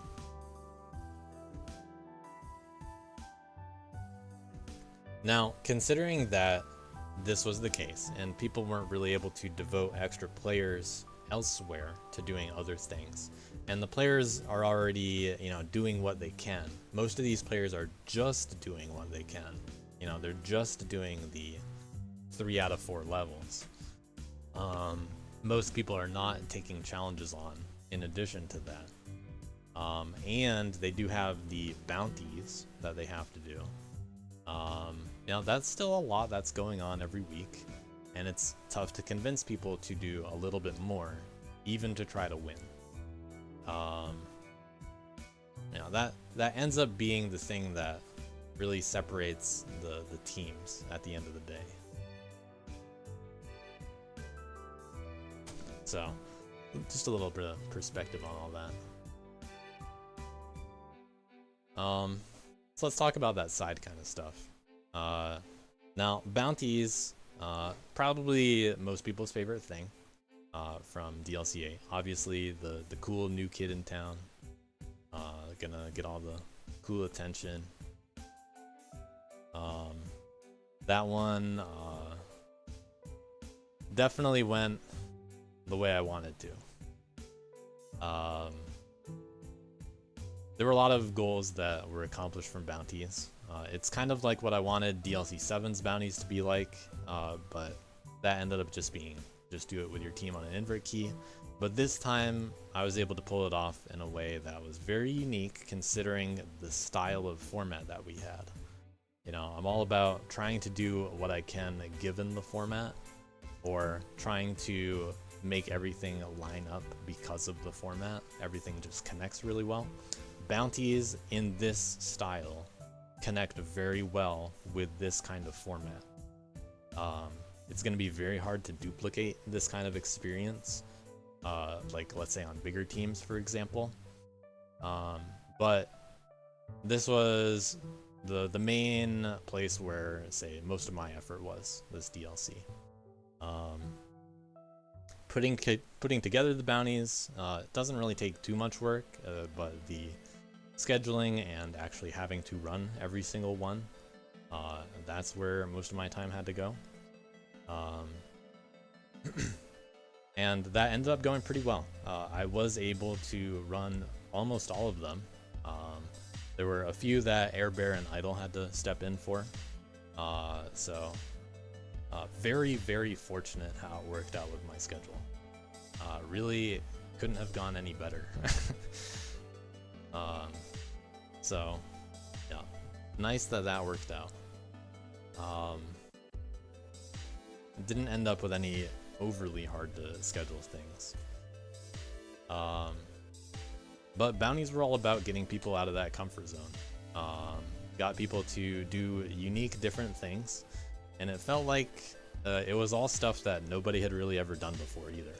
So from the start with the semi-blindfold instructions, that's something that you can't do in an invert key. Now, for some of you that don't know what previous invert keys are like, basically imagine the invert key is like an achievement. So like other keys, it is an achievement on a specific level with a side category. So for example, let's say you would get an invert key if you were to SS downhill with the Pogo plugin in 15 seconds. That would probably be pretty challenging. You know, I just said a level and a number. But you know, we have two tiers to inverts. There's kind of a fun just do it participation one. That's the invert key. That would probably be like, you know, just SS it in like 25 seconds. And then invert plus would be something like 15 seconds because that's pretty challenging. That would be impressive if you put in enough effort to try to achieve that goal. So that's what an invert key is. So take the attacky Sanic Minecraft bounty. That's an invert key style bounty. So it works traditionally, and that's the kind of bounty that we gotta have like a little bit that's just, you know, a little more normal in quotes. Especially right after the replay, something to cool down, that's something different but not too crazy, something simple. You know, good place to have that. But the unique stuff, like turn your monitor off, I can't monitor that. There's a lot of trust that you have to have with competitors to be able to pull off something with that kind of instruction. And fortunately, we have the kind of community that seems really good about this kind of thing. And this is really easy to support in that more personal bounty environment. You know, it's just me and the team and, you know, 50 spectators. No big deal, just kind of ignore those guys. But just me and the team, we're the only ones talking. Easy to do it at their pace. Very successful, obviously. Can't do it perfectly, you know, not for everybody. Not everybody loved the. People don't always like to do different things. Some people like Dust Force for Dust Force. But hey, you know, you don't have to do things like invert keys. At the very least, I managed to get as many people as possible to do bounties this time. Next time, I don't know what I'll do, but you know, I managed to get the very high participation number for bounties, which was very fun. You know, that was the whole goal. I'm very satisfied that all teams were able to schedule a bounty every single time. It was a little tough sometimes, and with the relay it made it a little bit more challenging, but bounties ended up being a very good fit for this DLC. Would not have been the same kind of experience without it. And Peanut Gallery ended up working out really well. Very glad I decided to allow spectators to join. And good idea to use Steam voice, it turns out, for those that wanted the peanut gallery. So bounty spoilers, cool. Ended up being a good outlet for that kind of stuff. It's gonna be hard to duplicate that.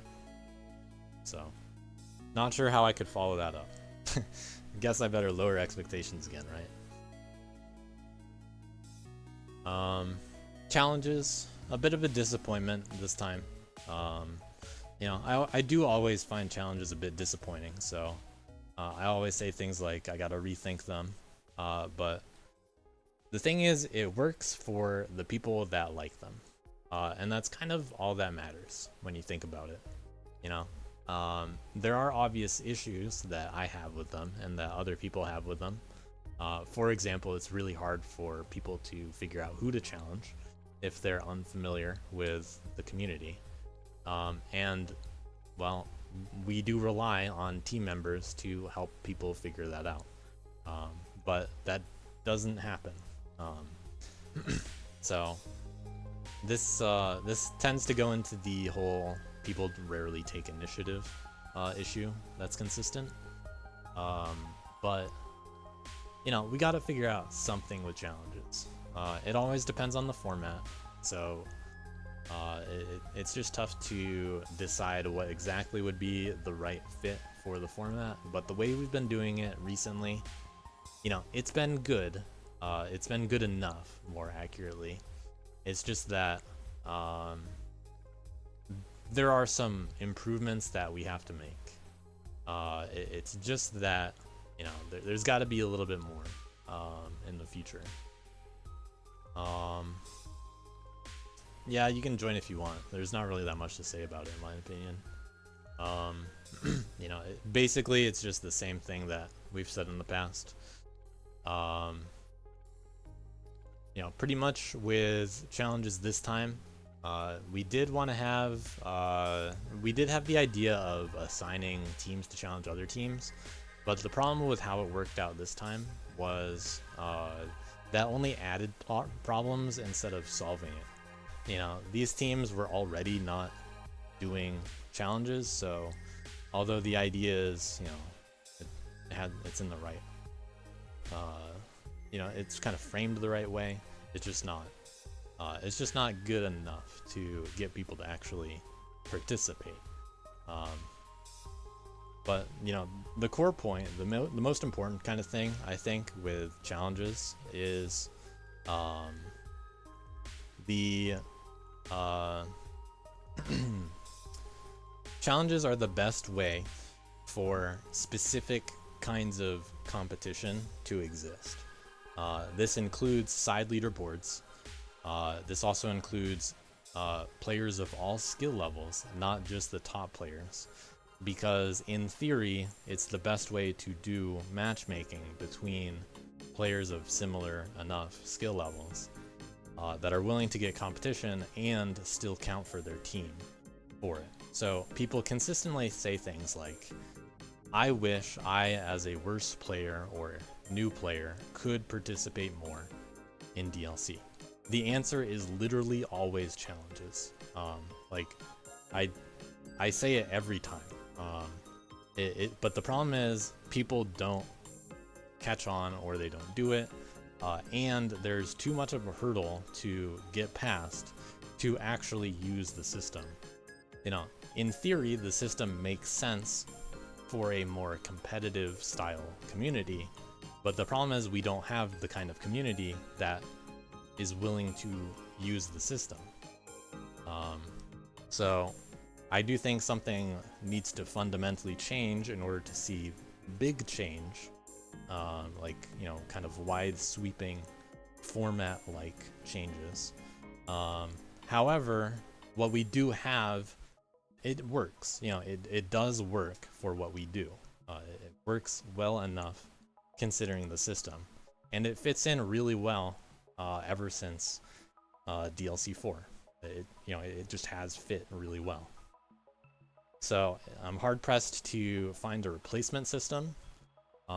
This time in particular, challenges took on the participation aspect for teams, kind of like how keys did for DLC 7 with the way that keys counted for teams points as a category. You know, challenges took on the participation aspect.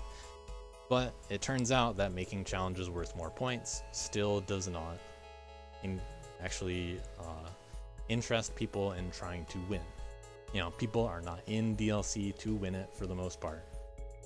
So even though this is the best kind of format that we have for competition, and I'm talking about for events in general, DLC is the most competitive kind of event.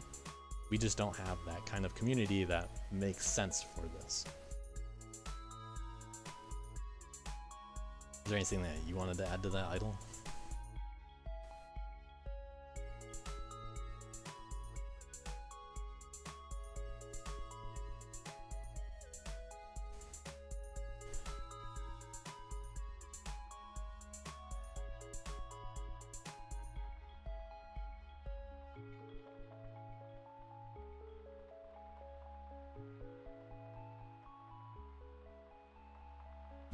Hold on. Oh, did they not hear me? Repeat it from the start, because you basically only said like 2 sentences. They didn't hear you for a little bit. Can you guys hear me now? Yeah. Okay, perfect. Yeah, basically, everything that I want, everything that I was originally going to say is something you've already covered, so you did a good job on that, but yeah. The assigned challenges, I do want to admit I could have handled part of that better as well. I wanted to originally, with the first week, I wanted to see how well the new formula would change, like how well the formula would influence people to do more assigned challenges, do more challenges on their own. And once we actually started doing assigned challenges, I took a way more hands-off approach than I should have. It's very hard to do assigned challenges, and it would be about, and yeah, as the final bullet point, I think the final bullet point describes pretty well how I feel about the challenge system. I think a lot of the things that were already said was my opinions on it, but yeah. I definitely realized that Roden and I could have handled it better. I especially could have done a lot more effort in making sure everything. I mean, it's not that big of a deal. People did enjoy the rest of DLC, and I think it's not a bad thing to take focus away from the things that people are not connecting with. This time it happened to be challenges, and that's because we just didn't want to swamp people with too much. It was going well that, you know, what we had was doing what we were doing. It's just that it's really tricky to get people to do a little bit more than just that. And now there have been 3 different DLCs that you and Roden have been involved with, and your main responsibility mid DLC, even though not really a very significant portion of it, has been the handling of challenges, and that has worked out really well. It's been a big weight off my responsibilities because handling challenges in theory could be something incredibly time consuming. The more you do, the better it seems to go. So the more that ends up being assigned and the more thought that goes into it, the better the response it seems that we've had. So this is something that I think was handled best in DLC 6 because you two had a more hands-on approach to it, and we kind of made this kind of stuff happen with the captains more directly. In DLC 7 it slowed down quite a bit, and there just wasn't as much of that discussion and matchmaking as there was in 6. And this time we started with nothing, but then added something that didn't really do the matchmaking for them. So it ended up backfiring a little bit. But it was still, just a minor backfire. Like, we see the results as, say, a negative, but it wasn't really that bad or anything like that. It's just that we're learning from it. We tried a more hands-off approach. Turns out it's not really gonna help out. Yeah, definitely, and I agree with that, yeah. Yeah, so learning from those 3 iterations of doing challenges that way, to me it feels like someone that's very involved and only focused on challenge matchmaking would do a better job in that kind of position, but I would only trust someone in that position if they were not on a team, because then they would be able to see and monitor what's going on in every team channel, like I can do. But that kind of thing is a lot of work if you try to kind of monitor, all right, well, these people are playing those levels, I'm keeping an eye on these relatively newer players and trying to find matchups for them. I think it has to be built into the format a little bit better. So, you know, the only way to build on this, in my opinion, is to have a clear reliance on this kind of thing. But on the other hand, I do think that other kind of thing that I've been saying the whole time, you know, this fact of the DLC and Dustforce community not being that competitive is something to take into account, because that's really a lot more vital than we might be considering. You know, challenges basically have hit a local maxima the way they're at right now. You know, sure, it was a little bit worse, so you know, this iteration of challenge design compared to other formats, we've hit basically like we have our little peak. A different kind of system I think would have a better peak, but we don't always need a different system. Sometimes just this system is ideal, like in this case where challenges, although they were worth a significant amount of points and they did promote a very chaotic point system, because of the teams being the way they were, you know, they did end up appearing dominant for points, and you know, they obviously were, but in the end it ended up not being too significant. So not really that much different than what we've learned in the past. So in some ways it feels like challenges were kind of too important but not focused on enough, but in other ways it feels like, you know, we should have done a better job because of that as well. But also we actually didn't have to do a better job on it, and it did its job just fine because the people that like it. But you know, ultimately we can always improve it a little bit. We learn from this kind of stuff and we make efforts to change it up.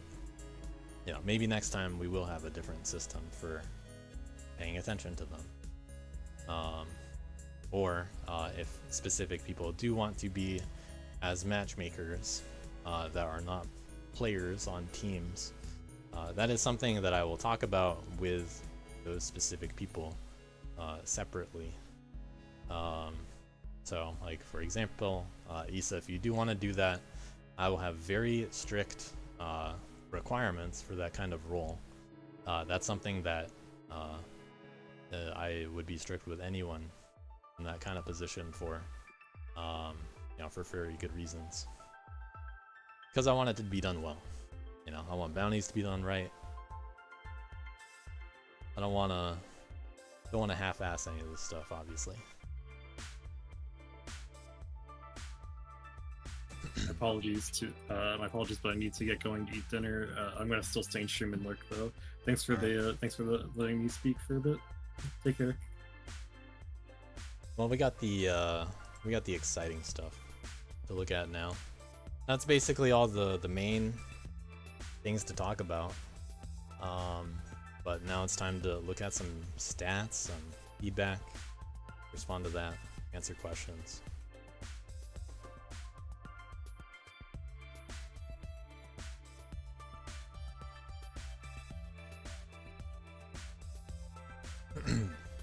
Hopefully everybody filled out the map poll.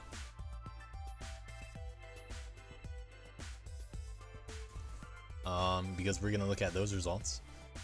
That's all public now too. I will post the links at the end of the stream, by the way. But the map poll, we've had a while to do it. Let's see some of these results, some of the stats.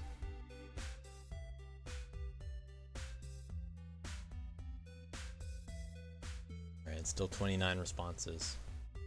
A variety of team members. Some represented better than others, but these are the kind of people willing to fill out forms. Alright, favorite DLC map. With 29 responses, just under half of people put Zoomerang in their top 3 favorites. This has gone back and forth a little throughout the week with Carpataki, and it turns out that Zoomerang has won in the end. So, most top 3s goes to Zoomerang. Interestingly, we see Overgrown Hideout and Private Eyes seeing some good votes too. Yup Clock, some favorites. You know, not like a crazy amount of voters overall, but people like all the maps.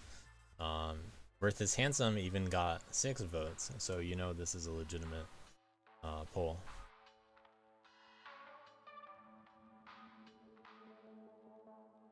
Best gameplay though, Worth is Handsome down to 2. Every map still having some votes in best gameplay. Yeah, best overall can also mean things like this was great for stuff like challenges. But top 3 out of 12 is actually extremely lenient, just being in the top 3 maps. Zoomerang best gameplay, most linear for any of that kind of stuff. Linear tends to perform well when it comes to this, and with the map polls. The people that like boost maps will always vote for their boost maps, and there's only one boost map this time, really. So they all like Zoomerang. But that's also just, you know, top 3. Carpataki Jones doing pretty well. Overgrown Hideout, Yup Clock, Private Eyes next again. Best aesthetics, Carpataki Jones, Overgrown Hideout, both using the Urban Undergrowth theme. Ethereal Echoes using the Blue Shift theme. Some love for the Week 1 maps and Lava Woods.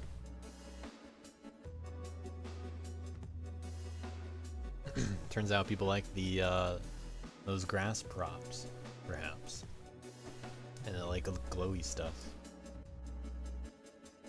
Favorite gameplay theme, mostly backtracking and no dying. Some clock hands, a couple pacifist fans. Definitely some pacifist apologists out there. A few people recognizing that it wasn't all pacifists' fault.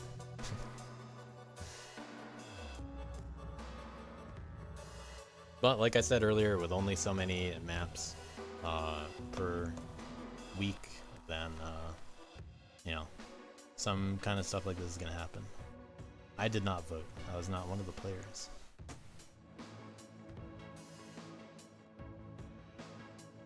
Favorite bounty. Instructions unclear. You picked top 2 of the favorite bounties. Very split between these 5. Attacky, not designed to be a standout, you know, just following the relay, of course. Understandable that it's the one with the least favorites here. But all the other ones are just so unique, so really good selection of bounties, ultimately.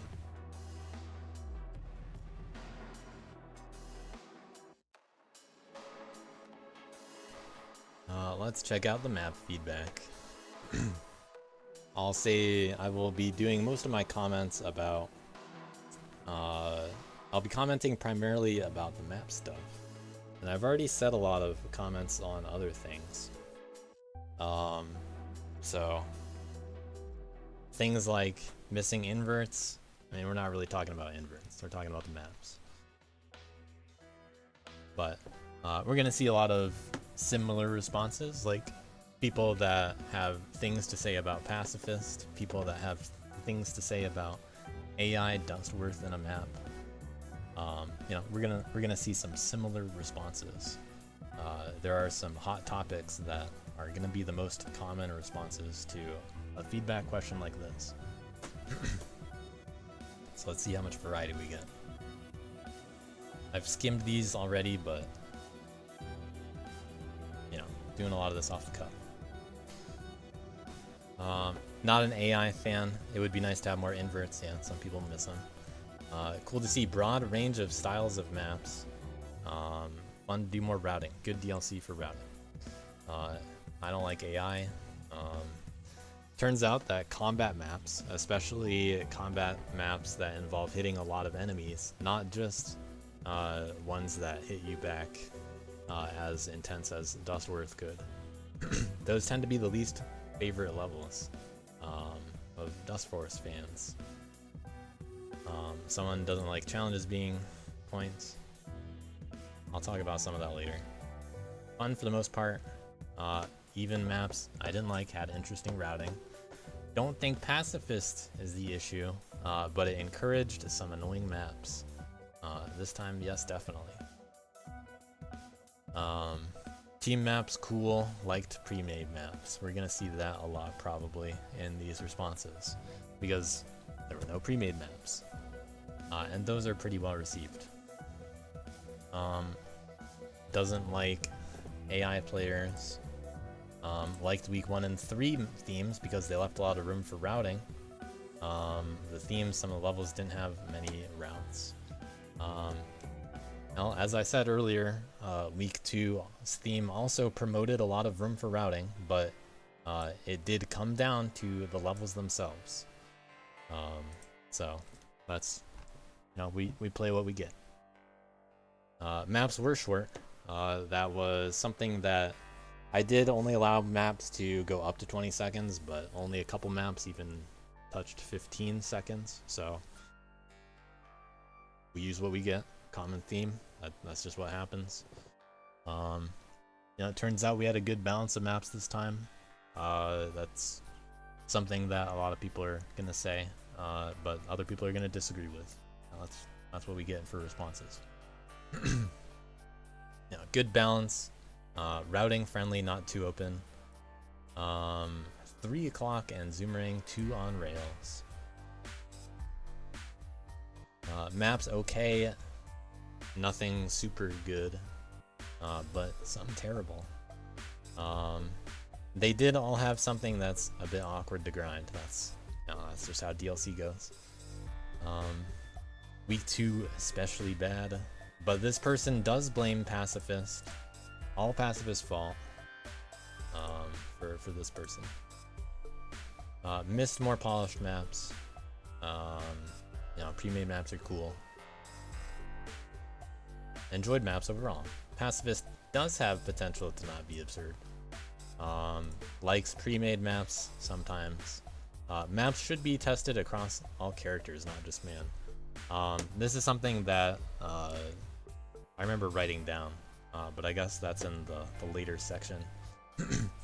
Maps this time were very significantly man-favored and man-tested, despite me requesting 2 teams to try out all of the characters on levels. In this particular DLC, the one that relies on other characters the most, we actually saw the least amount of other testing on other characters. Yes, some people did it, but we saw the least amount of testing, unfortunately, on the DLC that really needed it the most. That's something that I can't guarantee that the levels are all going to be okay for all characters. I was a little disappointed with that myself, but you know, as I said before, this is just what we get.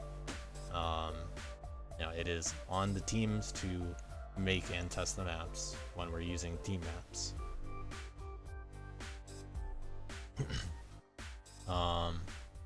So I do also lament this issue. Pacifist unhappy face with a double chin. Like routing, but not sure about the themes. So I've already said that the themes promote routing, so now you can be a little bit more sure about the themes. But you know, there are a lot of reasons why we do themes. Either way, map's good overall. You don't have to be sure about it to know if you like it or not. That's okay. I'll interpret your feedback however I want, it turns out. We got a big response here. Also signed by a camel bro, pretty sure. You know, the big camel post.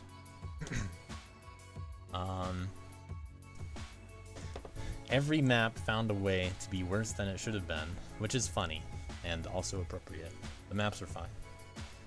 And goes on to talk about, say, not a big fan of how map makers use backtracking. Some were a bit more overwhelming because of it, like Overgrown Hideout and Zoomerang. But sometimes they do end up more linear, and it's not too bad.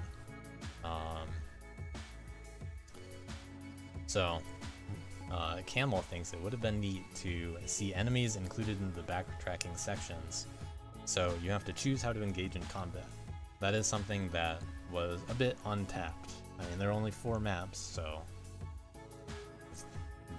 that's just what we got. Pacifist is hard to use. Wawa Woods was close to being good. Wawa Woods apologist over here, the map maker himself. But unfortunately, had a dumb decision at the start. Made a late change that changed how that boost on the bottom worked and made it way too viable. And you had to dodge some cool stuff that was very difficult unless you did it specific ways. So, like I said, unfortunate start of the level.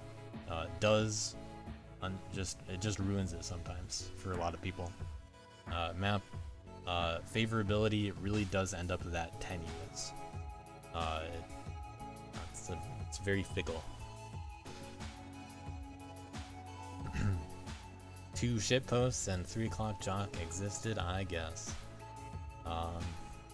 Might be time to put it down, or at least only allow it for pre-made maps.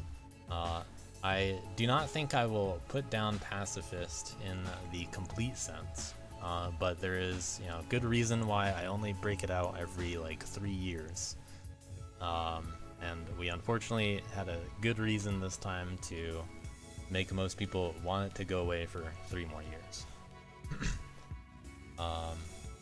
But I do think that with the right approach, people would appreciate it more. After all, there were some liked pacifist levels in the DLC too. So a little bit more guidance could have been necessary, like I said earlier. Liked week 3 maps, except for Karpataki. That map was unforgivable because of the ceiling boost that only Camel cared about, and he hate voted it all the way down to a 2. Is on record saying that, so we definitely know it's his response, Mr. Camel Bro himself. Hate voted it all the way down to a 2. Doesn't care for Private Eye's style stuff. A little bit too open for him. Usually that's the normal opinion, but kind of surprised that fewer people are on board with Camel on this normally popular opinion this time. Now, Camel actually brings up something that's really good right here. Yubclock had a climbing section in the level, and we missed out on a lot of good quality climbing level design this DLC. I do partially blame that. I think people are too afraid to make something worth favored. I think that is a huge issue in the community. I think that most levels that there are a lot of people that like climbing levels. They like how they feel. They like the rhythm to the climbing levels. These are very popular styles of levels, and they're not always worth favored, but they usually are. But as soon as you start going up in a level, there's immediate backlash by specific people in the community that are far too vocal about hating on Worth, the character. Even though you're just playing Dust Force, why are you hating on the game Dust Force? Just learn to play the game Dust Force. Like, it still flows very well as each character. It's fun to solve routing problems, as you've been saying. It's fun to solve routing problems. Worth can do some of that for you with different options. You know, Worth is a part of the game. Also, there are a lot of Worth players that are forced to play Worth that really missed out on a lot of fun, cool stuff to do as their character, much like how kid players often feel. Now, there is a really easy trick to the whole idea of designing for characters, and the trick is usually, if the level feels good casually, it can feel good as all characters. So if it feels good as kid, that's the bar that you usually want to hit. If there are no attacks that are hard for kid to make, then you don't have to worry about what other characters are doing, because then Worth and Man can start to take advantage of decisions in routing, because their attacks have more options, as long as kid has an easy time hitting things. You don't have to go out of your way to design something for a specific character, because I feel that takes away from the kind of the elegance in a way. You know, this is just more of a personal commentary, you could say.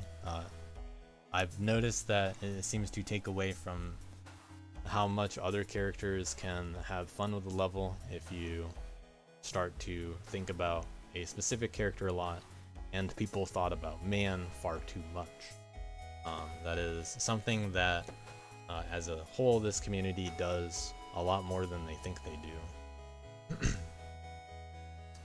And they unfortunately do tend to identify with it at this point.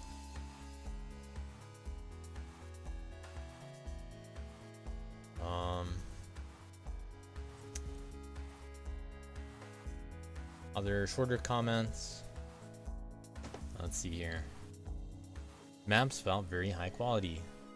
Pacifist controversial but enjoyable still. Pacifist limits maps in a way that produces, or that doesn't produce the best gameplay. Well, I don't think it's all Pacifist's fault, but it does sometimes shape the direction that you are thinking about when thinking about design of a level.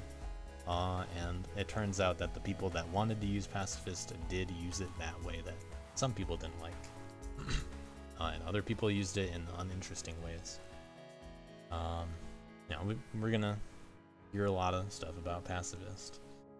You know, this kind of opinion too, Pacifist resulting in maps that make people check out of DLC, that's a classic opinion too. There are always people that check out of DLC as soon as there's anything that they don't enjoy playing a little bit. It happens every time. It's unavoidable. There's always going to be something. It doesn't matter what it is. But you know, this time it just happened to be Pacifist was just the good outlet to give people an excuse to be like, all right, well, I'm not putting up with this. We always get people like this. It's not always the same people, but I mean, we're asking for a lot of participation in DLC. Not everybody is really up to a lot of participation. So we will get honest kinds of feedback like this. It's just what happens. Unfortunately, there will always be some atrocious maps in DLC, whether it's Pacifist or not. So just to rub it in people's faces, I guess, a little bit more. There will always be maps that people will not like in DLC. There are a lot of maps that people do not like on Atlas. And in the Dust Force Custom League, we do have to have a little bit of representation of everything, you could say. And that includes occasional bad maps. Some people do actually like to see the bad maps. But that said, you know, it would be great if we always had wonderful maps on Atlas and a lot of good maps coming all the time. But hey, you know, I've said before, we use what we get. That's what DLC is all about. The maps have to come from somewhere, and I'm going to always ask teams to make maps for DLC. Maybe one day I will have a format that does not have any team-made maps. I'd have to have a good reason for it. But I do really like the appeal of team maps because they're the most genuine kinds of experiences that you can get in Dustforce on custom levels. We have definitely spoiled people in the past. Yeah, there is some stuff out there. There's some stuff out there in Dustforce too. Someone likes the bounties. That's good map feedback. This person liked the maps. What else?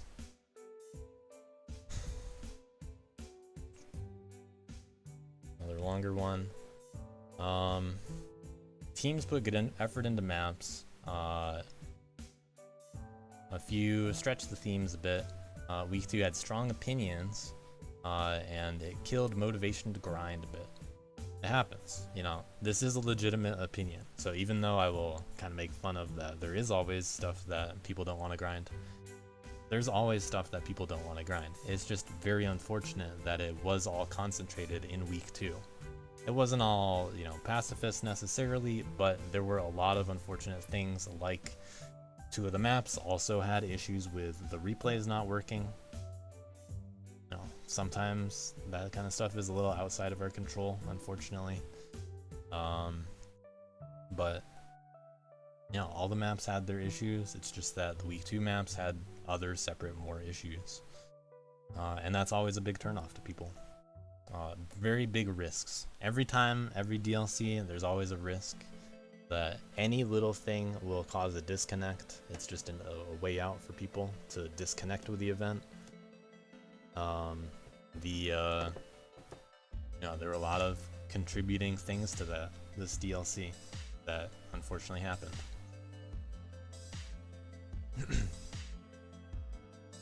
What else is in here?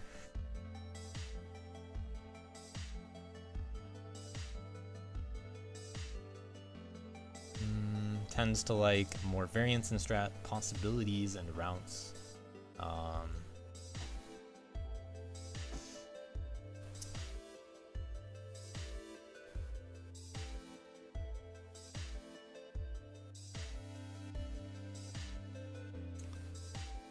Sometimes makes good opportunities for side categories too, when they're more open like that. Yeah. Maps primarily made by teams is nice for a shorter format, but limits the kind of maps we see. I do partially agree with this one a little more than the one saying that there was good variety in maps. There was not really that much of variety in the style of maps that we had, from my perspective. Very few people talked about you know, level length or level variety in kind of negative ways. I do think that, you know, in another format we would have more focus on other kinds of levels, but for this specific DLC, what we had was a good fit for the format. You know, even the more negative levels were still relatively good for the format. Would be nice to see more variety in map length. Definitely going to happen in the future again. This particular one, I didn't really want to have people play minute-long levels in a short amount of time. Fun, even if not one of the 4 characters. If only you could win challenges. Less pacifist, more longer maps. Don't like frame grinds. Team maps preferred, because it's a big part of the event. More difficulty would be good. Not many people talking about wanting harder maps, which is interesting. And doesn't like the actual hard map though, by the way. The one involving the AI. But maps are pretty solid. But yeah, people tend to not actually like hard stuff, and that was a very different kind of hard.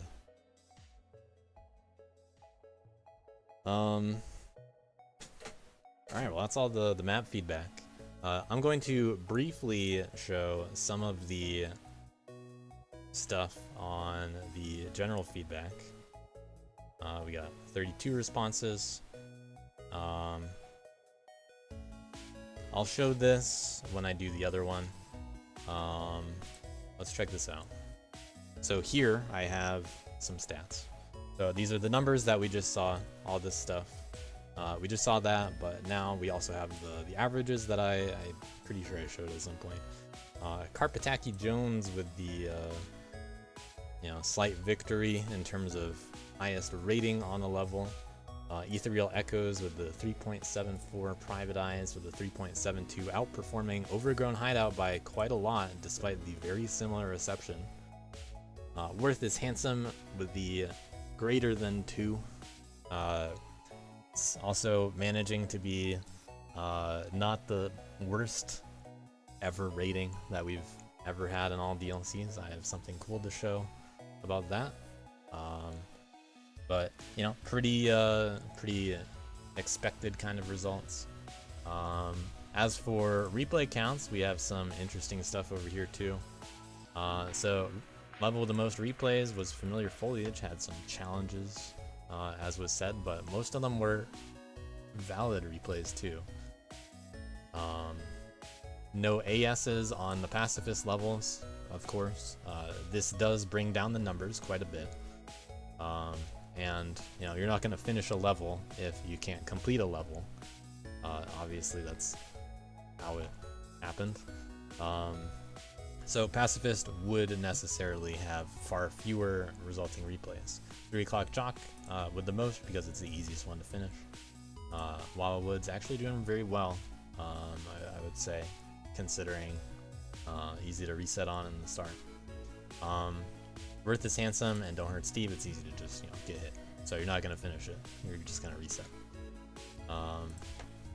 Not really surprising that it is that low. But very interestingly, so I do also have counts for the replays after the relay took place. The highest number difference here is Worth is Handsome because people really liked the replayability of Worth is Handsome, it turns out. That's why it's 6 people's favorite map.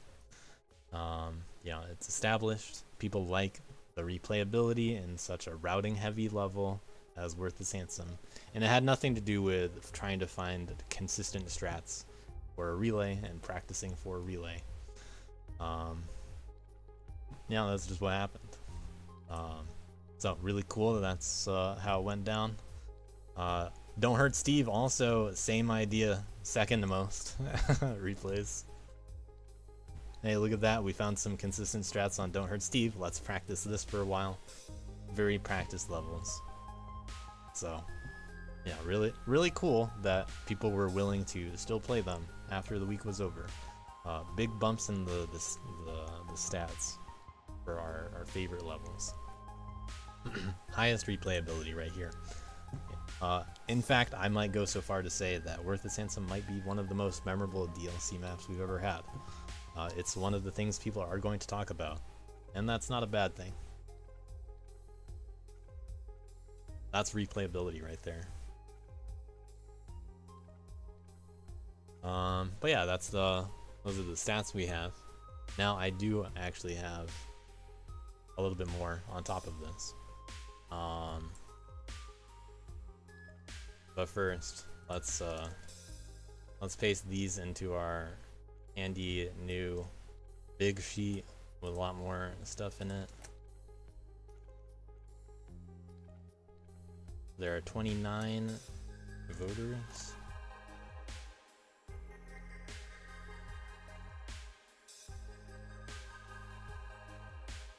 Here I have a cool new spreadsheet. This is now public. I'll post the link to this after as well. So here what I have is a big I have a big spreadsheet of all of the maps and all of the stats for DLC, for all DLCs. So I have all of the point values for players. I have a bunch of stuff like who it has won the most DLCs. I'm sure you are all waiting to know that the person who has won the most DLCs is a tie between JVC and Dello. Thanks to DLC 8, Dello has tied JVC as most winning player in DLC history. But Dello has participated in all 8 DLCs. JVC did not participate in DLC 2, so JVC has the higher win percentage between the two of them. Also, JVC with a much better actual participation, higher percentile for point values contributed to team. So, Alex also the only other person with 3 wins on Dello's team for 3 of those. Who has lost the most? Well, there are a lot of people that have never won a DLC. Everybody on this list is somebody that has participated in DLC to some extent. This does include some players that, you know, only got 1 key here and there in some of the places. Like Abu has never been in a DLC, but did technically score points in DLC 5 because it was an open leaderboard, and earned keys in some of the other ones. That's, you know, just how it happens. The other W, that's how many other wins they have. That just means DLC 4 top players won their side event, and DLC 5 wins are not real wins for DLC. DLC 5, as those of you may remember, there were 4 weeks. You had a different team each week. But we got a lot of cool stuff in the sheet. There will be more stuff added to it over time. One other really cool stat to see is Fishy with the perfect percentile. Idle even highlighting that. So what that means is Fishy was the #1 point earner in all of the DLCs that he participated in. This is a feat that obviously no one else has duplicated. Fishy, very dominant player. And only other people that have had that 100% percentile would be Arb in DLC 4, because Fishy was not allowed to earn points, along with other top players. Uckies was the point champ in DLC 6 and 8, where Fishy did not participate.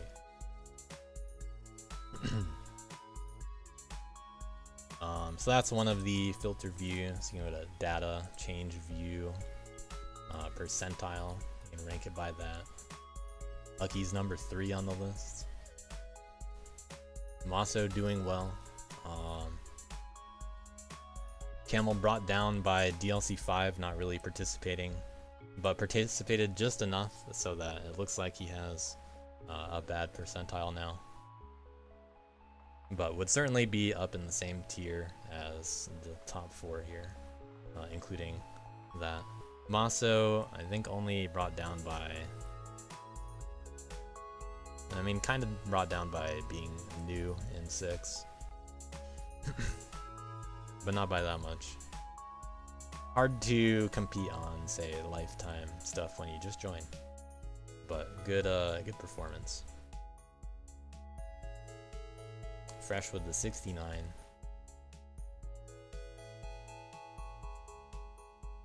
So yeah, lots of cool stats. Epon with 4 second places, true.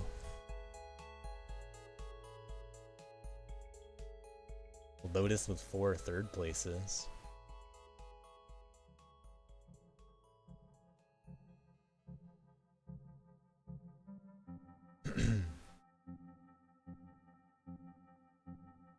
But yeah, cool stuff we got there. So that's now public. I'll post that again later.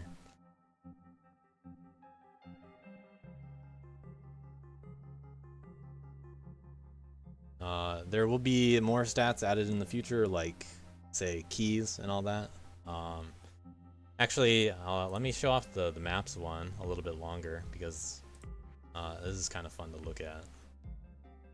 So for what we have so far, there were no ratings in DLC 1, so no official scores. DLC 1 did rank the top 8 maps, or at the very least, they ranked the top 2s of each week against each other. So that's really all the stats we have. But ever since DLC 2, we've had the same kind of stats for everything. Yeah, every map is also a link, by the way, and every player is also a link if you want to look at it. We have 211 maps listed. Some of these are duplicates, such as Attacky and Sour Please are on here twice. Dandelion is on here twice. Signed Cadelic is on here twice. There are a handful of maps that are only in here because it's like clunky vibin and all that.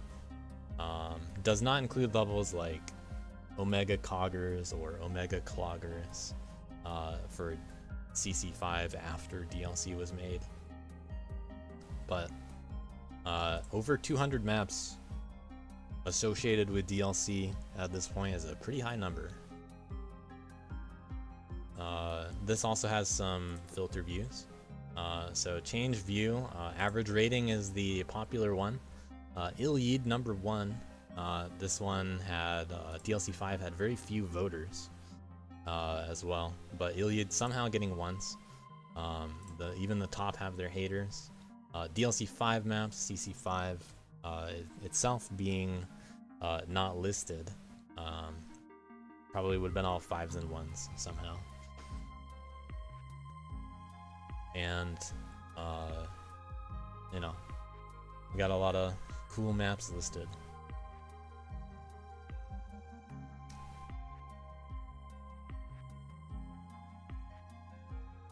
Sugamite got got a really high average, but it was nobody's favorite in DLC 4.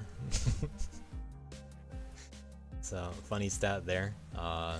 This is also the case for Electro-Tangle and 2x4, which unfortunately, being voted to be the favorite map of DLC 5 was extremely hard. There are a lot of DLC 5 maps up here, all parts of CC 5. It was extremely challenging to be in the top 3 of those levels as compared to, say, DLC 8 when there were only 12 team maps that were made. So very funny stat right there. But everybody wants to see the bottom, I'm sure. At the bottom we have our lone sub 2, All Shall Fall, is still, on the bottom. Worth is Handsome barely eking out the 0.001 difference with Crescent, a little bit more than that. Zetrix 2 Wetrix had 1 5 and no 4s. Kaite is the only map on this list that has no 5 votes. That's another fun fact. And that was the same week as Wetrix. Both of them in the bottom 6. So rough time there. You can always see that it turns out that weeks 2 and 3 are a little bit more cursed than the first week.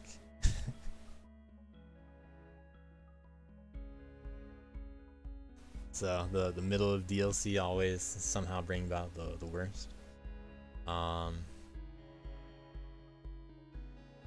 yeah, fun result. Good to look at all that. There are plenty of maps that don't belong down here either, like City of Snacks, really solid level. Definitely no business being rated this low. Had some haters. Sour Please, barely with the sub 3. There are 17 maps here that are sub 3.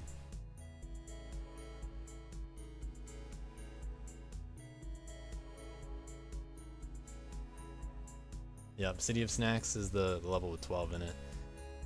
It has some lag issues for a couple people out there like Ukkies. But really cool, well-polished map. Good use of Pacifist. If you're talking about good Pacifist levels, sure, City of Snacks does appear to be 8th worst level in DLC ever, if you go by that funny metric. But it's a really good map. So do not take these results too seriously, even though it's fun to look at. Do not take results too seriously. The reason why is because people really do bomb the levels, and if people try to think about the ratings, they will influence them. But yeah, people don't like going left. They don't like fit boosts that are forced at the start of levels. They don't like too gimmicky kinds of things. They don't like falling sections. They don't like awkward gameplay. No, it's all over the place. They usually don't like tires. Yeah, but what you have to remember is all of these ratings are always done mid and at the end of the week. They're always rated only looking at those lists of levels, so do not take the ratings too seriously. Even levels like Iliad and Yin and Yang still see 1 votes. But not levels like Electro-Tangle that got no 2s or 1s. But that's why I have things like how many people voted on it, and you can see how many votes there are for each thing here. So Iliad much less voted on than Yin and Yang, but say Yin and Yang with that 3. Hey, look at that. If that's a 0, it's suddenly a bit different. It's actually scored a bit weirdly because of the way it's sorted, but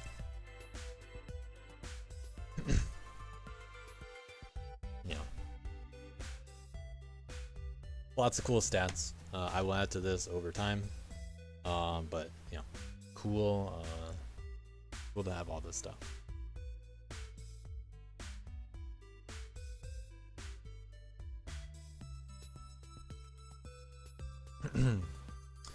All right.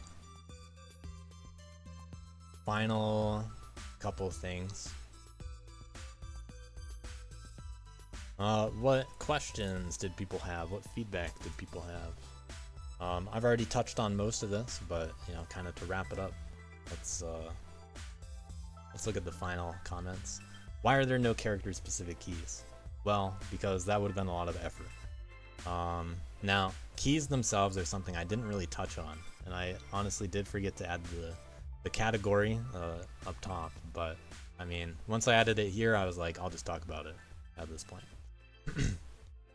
So these comments about keys, I think are worth considering.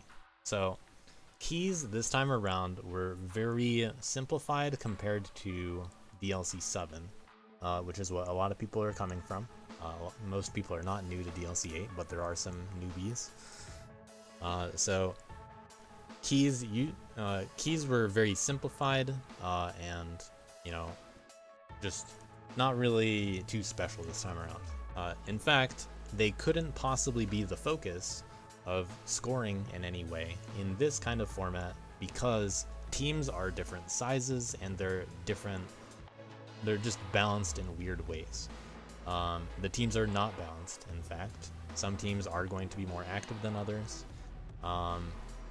It would not be interesting to compare total key counts in this kind of format because you kind of already know who's going to win. Some teams are just more active than others. That's just the way it's going to be. Now, should keys have actually been included at all is actually a really good thing to think about. They didn't really benefit this DLC to the same extent that they have in the past. In the past, keys have been the most influential mechanic that we've had in a DLC by far. Keys have been the best mechanic that we've ever had in terms of driving engagement on levels. A lot of people connect with wanting to achieve a key and then they're willing to stop when they reach a goal. DLC performs well when people have good stopping points. So keys just make for very good stopping points. You get the achievement, you're done with it, all's good. Now, I can't really score with that. That's not really something I can turn into something that's fair in this format, because the teams aren't fair. So I also can't tie keys into the specific characters because, well, are we gonna have a red, gold, silver, wood for every character? I don't really want to force the teams to do that. Instead, let's just have the teams come up with, you know, what they feel like could work for the keys. And since most of the levels were all man favored, they ended up being kind of, you know, straightforward, it turns out. The keys ended up performing fairly well, all things considered. There were only some levels that, like, Kid had a worse time trying to get red key on. But that was not a concern, although it was something that people did bring attention to. People did wish that they could earn, say, red key as Kid, but oftentimes that's something that would make red keys not interesting to the people that do not force themselves to play Kid. So, did keys in fact detract from what was special about DLC 8? Perhaps. Looking back on DLC 8, if I were to do it again exactly the same way, I would have to reconsider, do keys have a place in this format? And I would have to think pretty hard about, maybe the answer is no. Although it drives engagement, I could probably do that a different way. We didn't really do a poor job both with or without keys. So it's a bit hard to know. It's just something I'm thinking about. That said, keys are obviously returning for DLC 9. I will be reusing the same DLC 7 system for DLC 9 as far as key times are considered. Unless I come up with a really cool new idea, and then, you know, you'll just be thankful for the variety, I guess. You'll just have to deal with my ideas, as always. Yeah, Peanut Gallery was basically movie night, actually.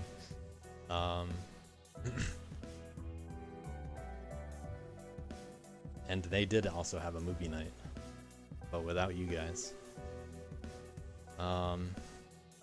So, not sure what to do with keys. I do want to do the same thing in the future that I've done in the past.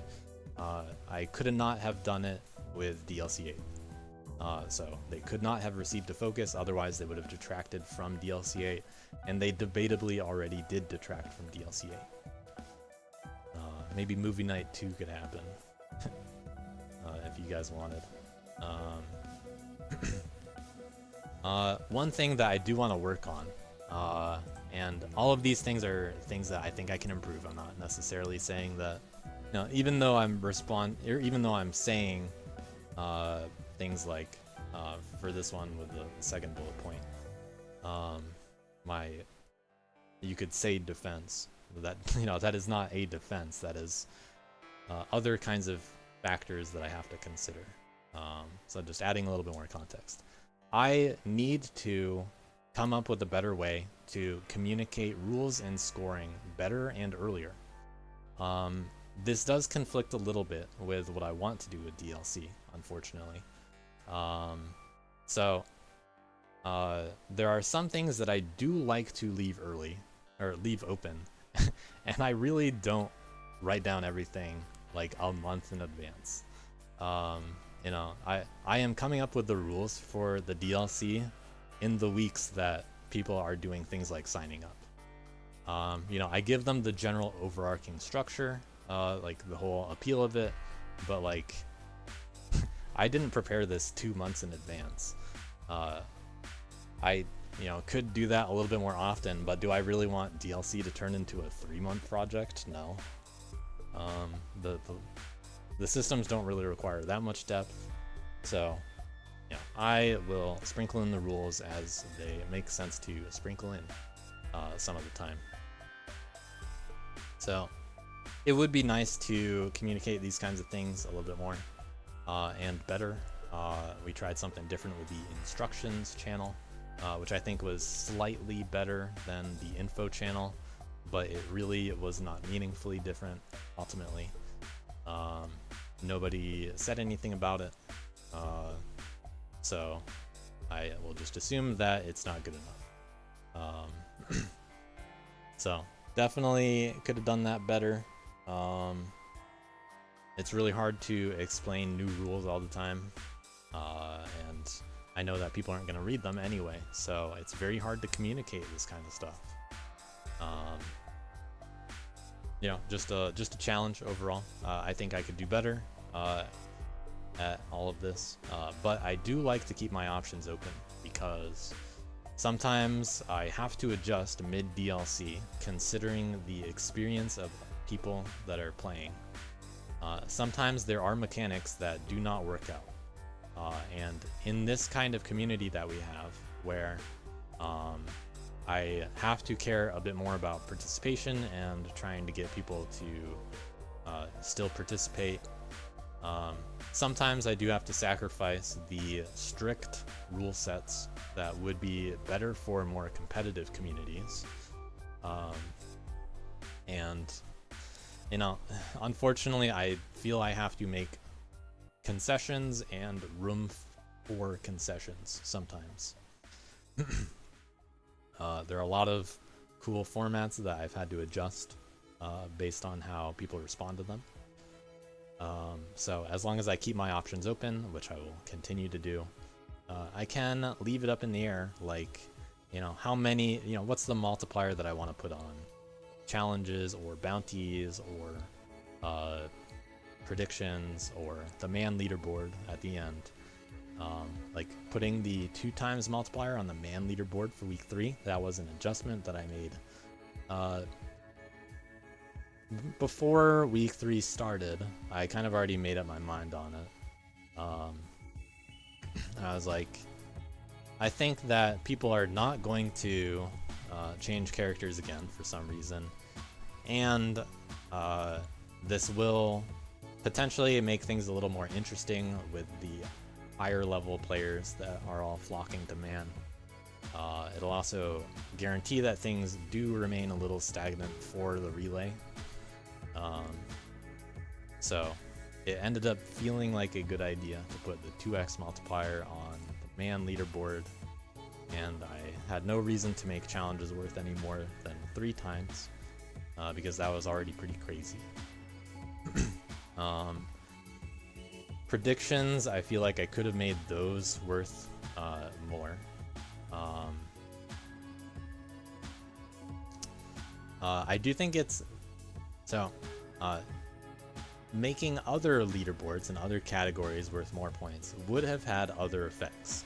I do think that making kid or worth more points would have had a very different kind of effect. But in this case, I opted not to do that because I didn't want it to be too chaotic, considering the relay was going to be announced at the same time. I do like the idea of having that chaos, but people were not looking for that chaos in that kind of way, and I do think it would have been a little bit worse if I did that. In addition, every single category was already worth more. So just saying something like, oh yeah, what if Kid and Worth had more points? They had more points. Every round had more points for each category. But there were a couple multipliers that I threw in there too for even more. So yeah, with slight changes, obviously other things would have been different, but considering the situation we were in, I decided to make a man worth 2 times more because that seemed to fit for the situation. I have made much bigger changes mid-DLC in the past, and people are usually okay with that, it turns out. It's kind of like you got to make the right changes that people prefer kind of thing. But you know, there's just a lot that can happen. I have to keep my options open in DLC. If we had a more competitive community, I would treat it a different way. And I don't think I can really encourage that much competition out of this community. That kind of segues into, should challenges be dominant for points pretty well. It depends. So it really does just depend on the format. In this DLC, it makes sense to make them dominant to an extent.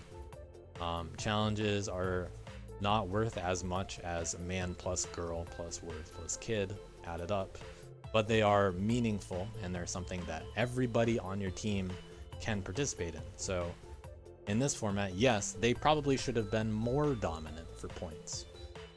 So in this kind of question where should challenges be this dominant, there's a lot more going on here. Like, all right, are we caring about the fairness of the event? Are we caring about the competitiveness? If we're caring about both of those, a lot of the time challenges are actually the best answer, because well, they can be done with any groups of people.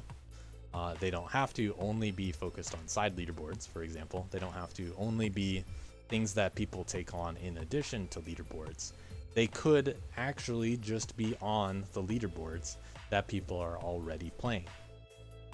That is the way that challenges were mostly used, other than this DLC. This DLC saw significant use because there were no assignments in the way that has happened recently. So we only saw people follow specific trends of side leaderboard kind of challenges, and there were only a couple like higher profile challenges in the totality of DLC 8. For example, one of the ones that shaped the man leaderboard in week 1, and then no one moved away from it. That kind of stuff is built into the system. It's just that people are not always willing to use this system to try to win. So if all teams were able and willing to try to win, then we would have a very different result. But the fact is, teams are not balanced, both in terms of skill and activity, and willingness to try to win and participate. So, should challenges be dominant for points? There's a lot going on here. It depends on the format. Sometimes yes, sometimes no. It really does depend. And in this case, it also depends a lot on the community. So sometimes, based on what I've talked about with challenges already, there's reason to think that there could be a different system that is used in place of challenges. We're just at a reasonable local maxima. This time may not have performed to its peak, but this is just what happened. We tried it out. Here's a really funny question.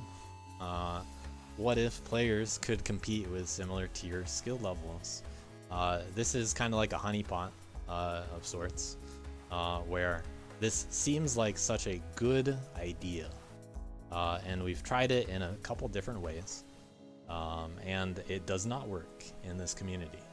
The main reason why is because of the imbalance due to both activity and willingness to grind. I do count activity and willingness to grind separately, by the way. And skill level is a much lower factor than both of those two things. For example, Fresh could have gotten a lot of points this DLC if he played. Fresh probably could have won the Worth category. No big deal considering who was playing Worth. But he didn't. Fresh isn't really that active or willing to grind. Some people are active but not willing to grind, like Skyhawk. You know, that's fine. You're just not in it to win it as much, or you're not gonna play too much. Not gonna really do many challenges unless invited to do specific challenges. That's fine. You know, people don't have to do that in DLC.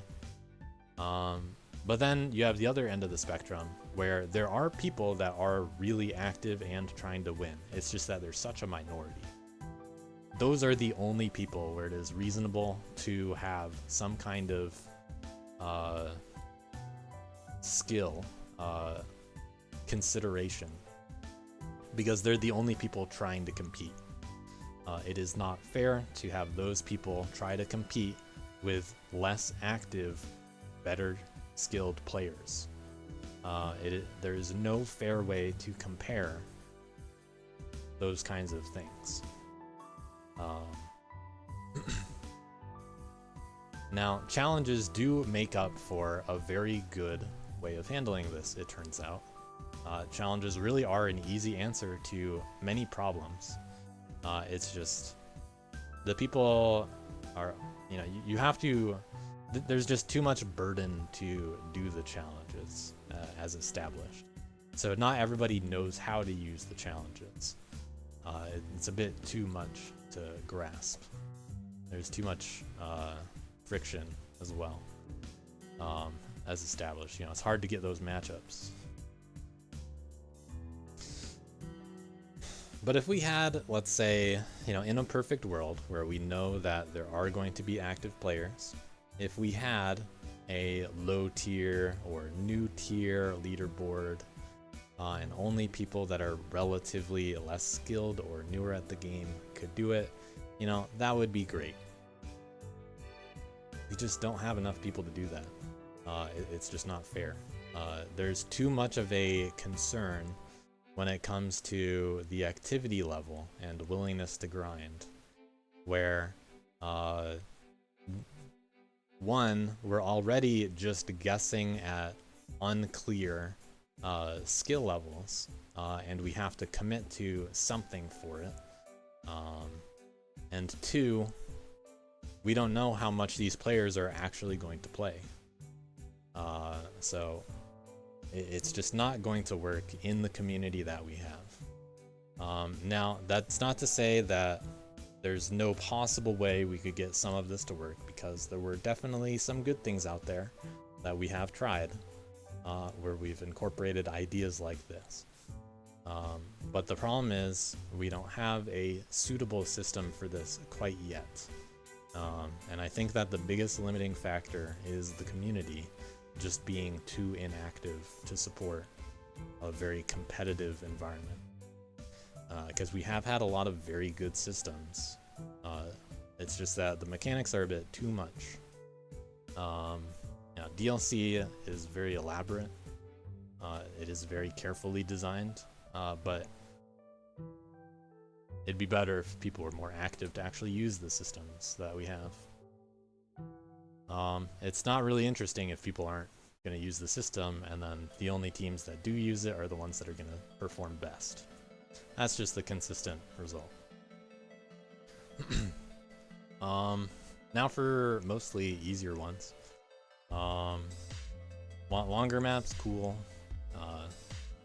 We'll have longer maps in formats that support longer maps more.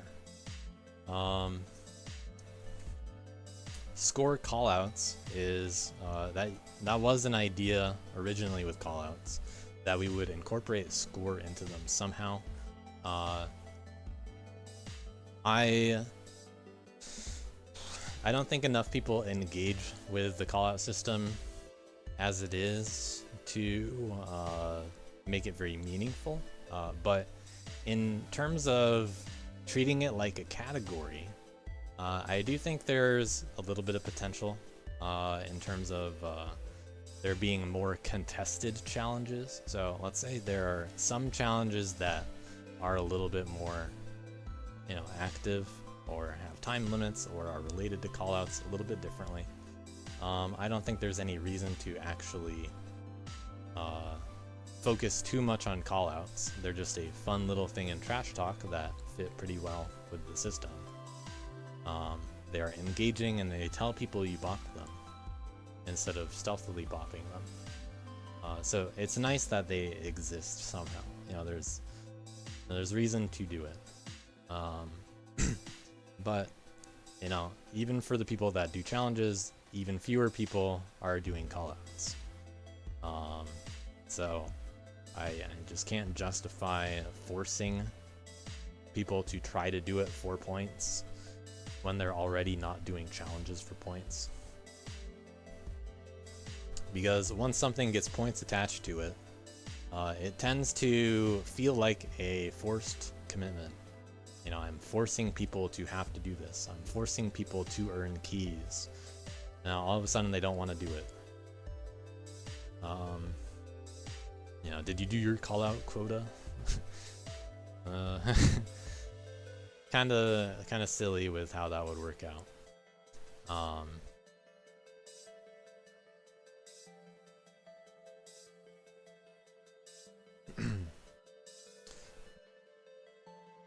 I wouldn't say that Avenged is necessarily broken in terms of anything like that. It's just that if you were to attach a system like this without any intentional kind of design on it, then retroactively apply it to a different system, hence the, you know, saying Avenged would be broken at it. It's just, it doesn't fit, you know. People would have acted differently if it worked differently.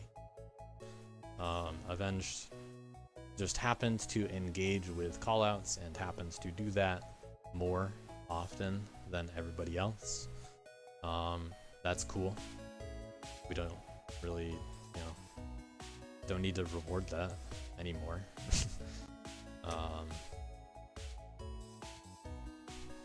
Did Camel release real Wawa Woods?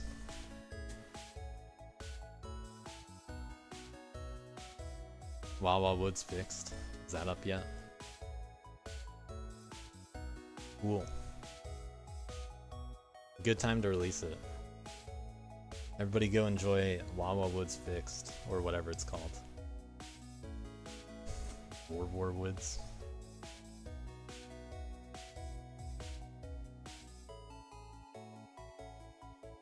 Alright, showing lower level replays and recaps. That would add more time to the recaps. Also, I need you to tell me what replays you want me to show, otherwise I will default to roughly the higher ones on the leaderboard. Because many of the levels do tend to be, you know, very similar. This time I tried to include, you know, as much as I could. There's a lot of team variety, so it was good to include a lot, but I mean, I would have added, like, say, the recaps would have been at least 20% longer if I just started to watch even more replays on everything.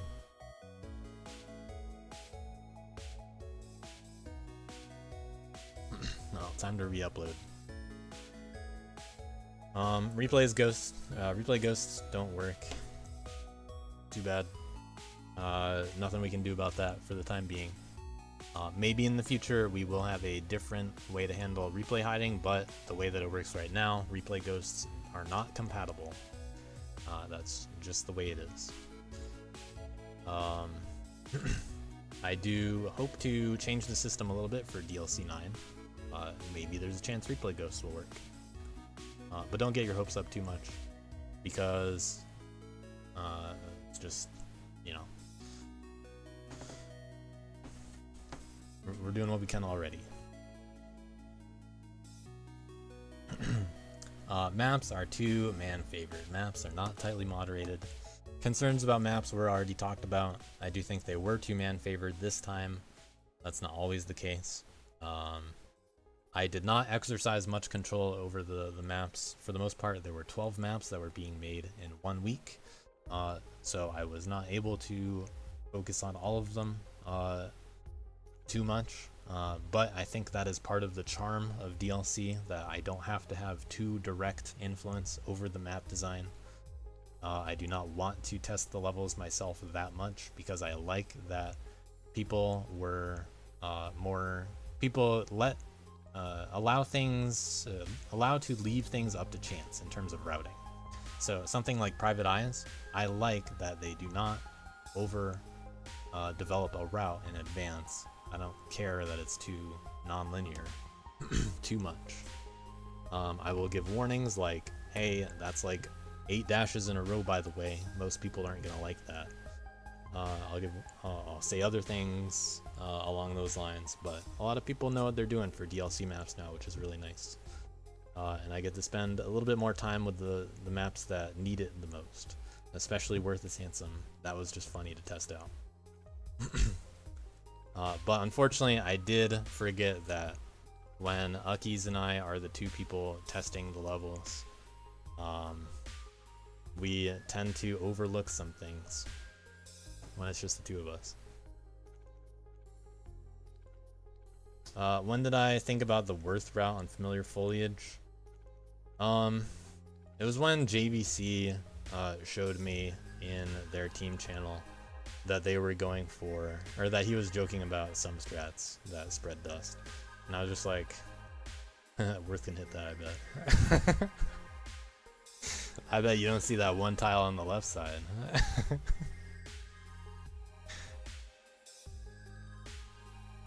So, yeah, I would have probably noticed that if I were more involved with the map making process, but hey, it's nice to be able to miss that kind of stuff. However, that would have actually been really horrible if people had to grind that. So I would have said something to ask for it to be removed if I did know about it in advance. Yeah, after very quick testing, it only looked like it was reasonable as Worth. Even Man had too many issues because of it. I don't think I missed any chat-related questions, but now's your chance to ask questions. Even though I've responded to some already. Any last feedback that you guys really want me to respond to about DLC 8? Otherwise, I'll kind of wrap it up.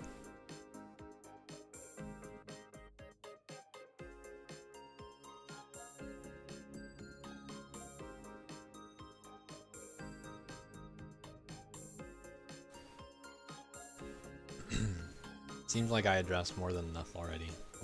Wrap it up? I don't know what you're talking about. Alright. What else is coming up? DLC 9, September, October. I don't have anything really huge to announce about DLC 9. I won't until September.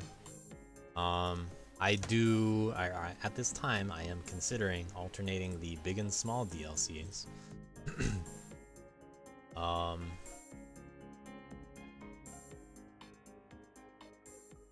But I don't know if I'll do it. I do like that DLC was a bit shorter this time around. I do actually have this feedback to look at. Let's look at this one. Yeah, Spring Experimental DLC, and then the big ones. But we'll see. People like SS, no big deal. Any percent surprisingly getting a lot of responses still. We haven't had it in a DLC for a while. Some people like character leaderboards, side leaderboards still, it's got its fans. Invert keys probably would have been a little more popular if we had them. There's definitely people that did this form that don't know what invert keys are. Map making, not a ton of fans out there, but good enough. We got some voice channel fans. That's good to see. Helping new players learn and improve, I think, is something that is worth considering adding in the future, like a coach. How did you feel about the amount of contents? This is a very easy question. I expected this to go this way. One person said that DLC 8 had too much stuff in it. That's a little bit strange because this is by far the smallest amount of content we've ever had in a DLC. Not even close. I think that You just kind of need to accept that DLC is gonna have some content in it. It's kind of funny. Maybe you said the wrong thing, but maybe you're busy. I don't know. It is just funny to me to see someone still say that DLC 8 had too much stuff in it, considering how much stuff we've had in other DLCs.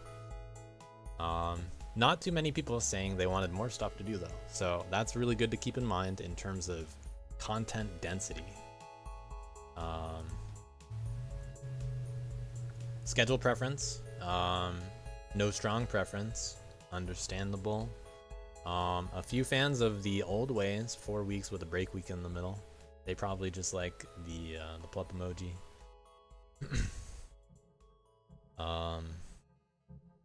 3 2-week rounds, not like a super favorite, but I mean there's only a small difference between these two options. So with no strong preference being as big as it is, honestly pretty much what I expected.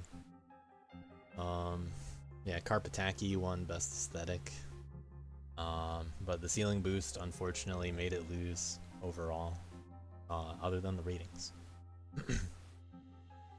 You should check out the post when I link stuff in announcements when it's over.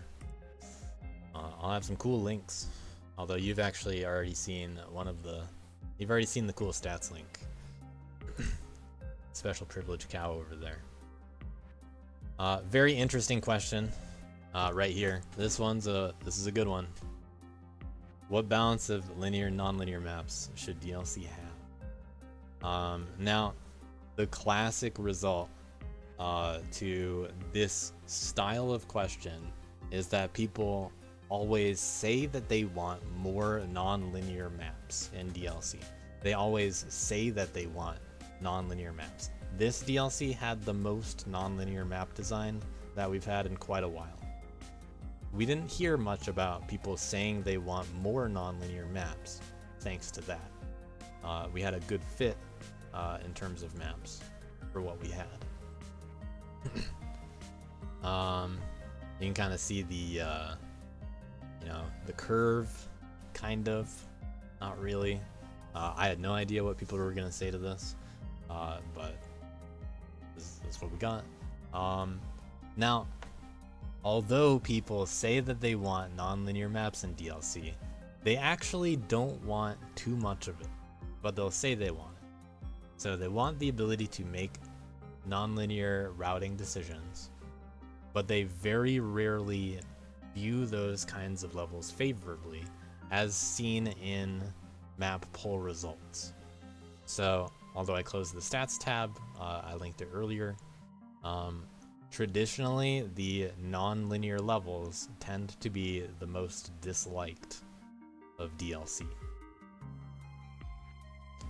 Often those are the ones that are too non-linear, but we tend to not really have a good representation of mostly non-linear, whatever that means. Levels that are around a 7. But, we don't actually want all levels to be at a 7. We just actually don't want any levels to be at a 10. 9 is fine. It's okay to have a 9 in there.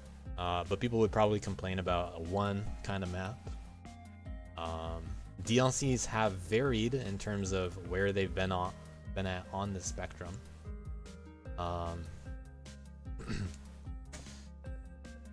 So it is interesting how people tend to respond to this kind of stuff, but ultimately I don't actually exercise that much control over the map development in DLC as a whole.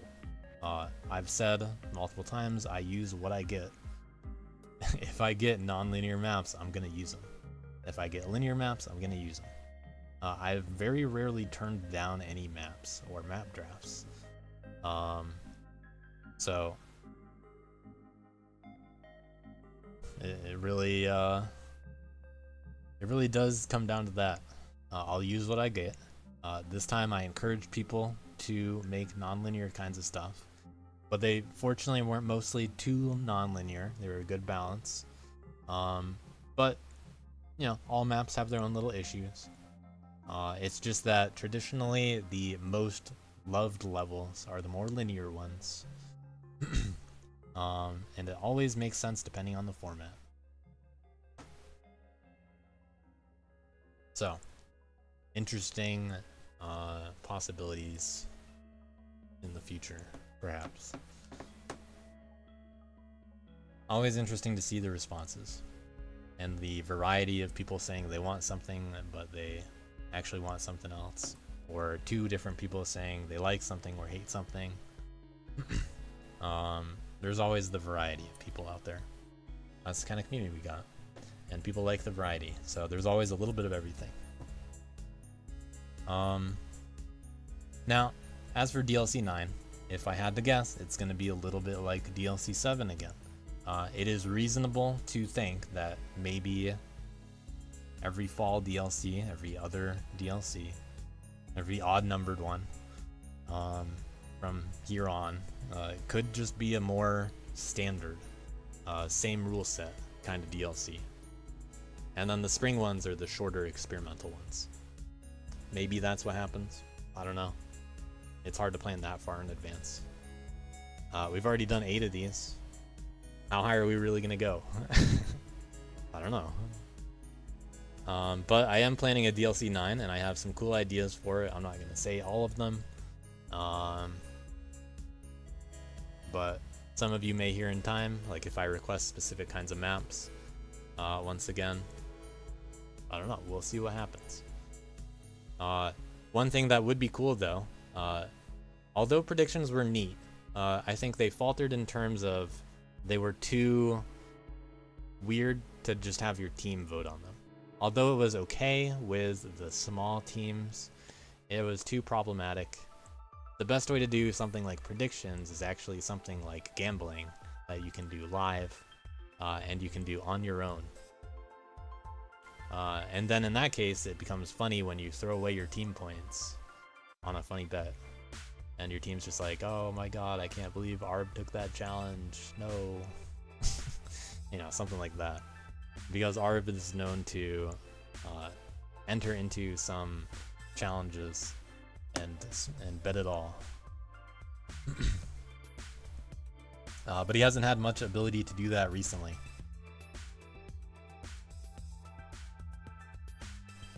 I think that would be very exciting. I think it'd be cool to pull off, but I think it would have a lot of overhead, and it's something that is not supported by the way that we currently run DLC. We would need to have some other service of sort that allows for betting that isn't just another Google form. And it's something that there would be some automation to it. I don't know what it would take, but you know, if we had to open up a Dust Kid casino, if that's what it takes, well, you know, that's a little bit much in terms of the work. Obviously, though, we're not going to be taking any real money gambling, online gambling contracts anytime soon. But if we do, I'll have to let you guys know when I announce DLC 9 that we do take a funny gambling sponsorship. I'd consider doing it for the money and the memes. But I don't actually, I wouldn't actually do it, because I don't want real money involved in this kind of stuff. Plus, it's just a really small community. That's not that competitive. But it would be really funny to meme about. So, it'd be nice.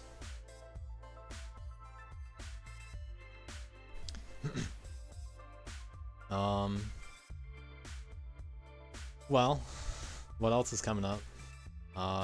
If DLC 9 isn't going to be for until September, then what else is coming up? I don't know. There's going to be another map competition, Best of 2025. Some people out there are probably making some maps this year. Hopefully that continues smoothly. If we have any good reason to use some of them for DLC, I encourage people to make good maps for DLC 9 in advance of DLC 9. I will probably ask specific people about it, if you really want to reach out to me to, talk about it, go ahead. I don't really plan on too much stuff this early, talking about DLC 9. There can be better events for releasing maps after all. For example, Dark Force efforts have been resuming to an extent over in the Dark Force server. Hopefully that continues to develop.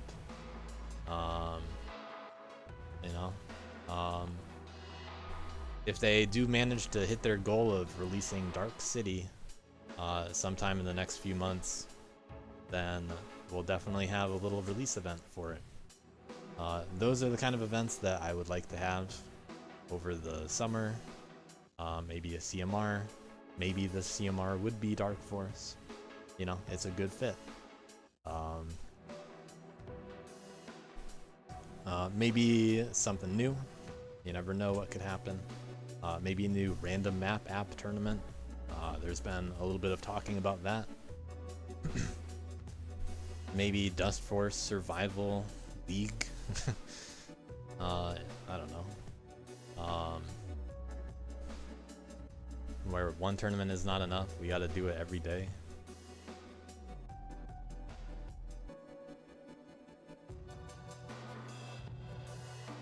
What other events are good for low quality maps?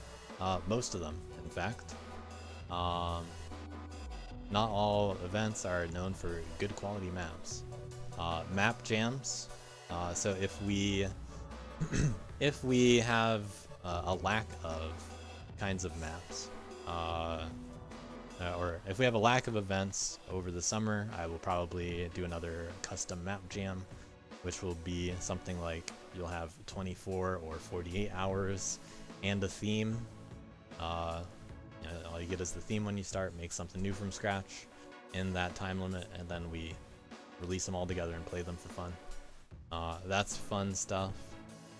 Map jams are good for low quality and quantity over quality for fun.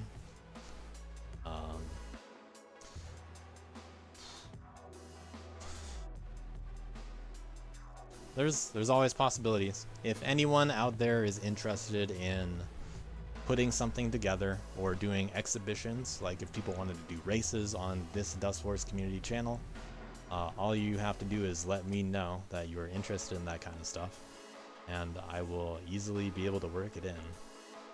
I currently don't have anything scheduled on this channel, for example. If people wanted to use this channel to do their Dust Force podcast, you should probably talk with me first. But there's possibilities out there for all kinds of stuff like that. It would be nice to see more kinds of races, more kinds of exhibitions, just events in general. Nice to see. At the very least, I'll probably do my one every month or two, just kind of a basic one.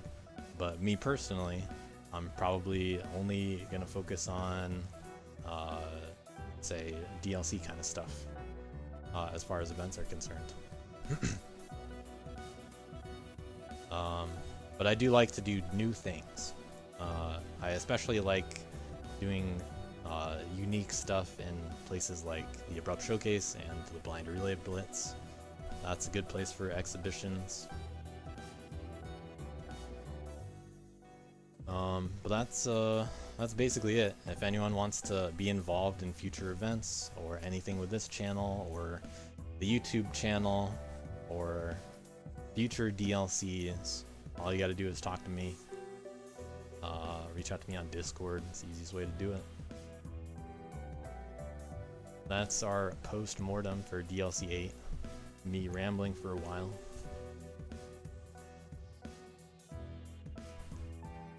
I never know how long these will take, but somehow they always take like 3 to 4 hours. Got just about all my thoughts out there.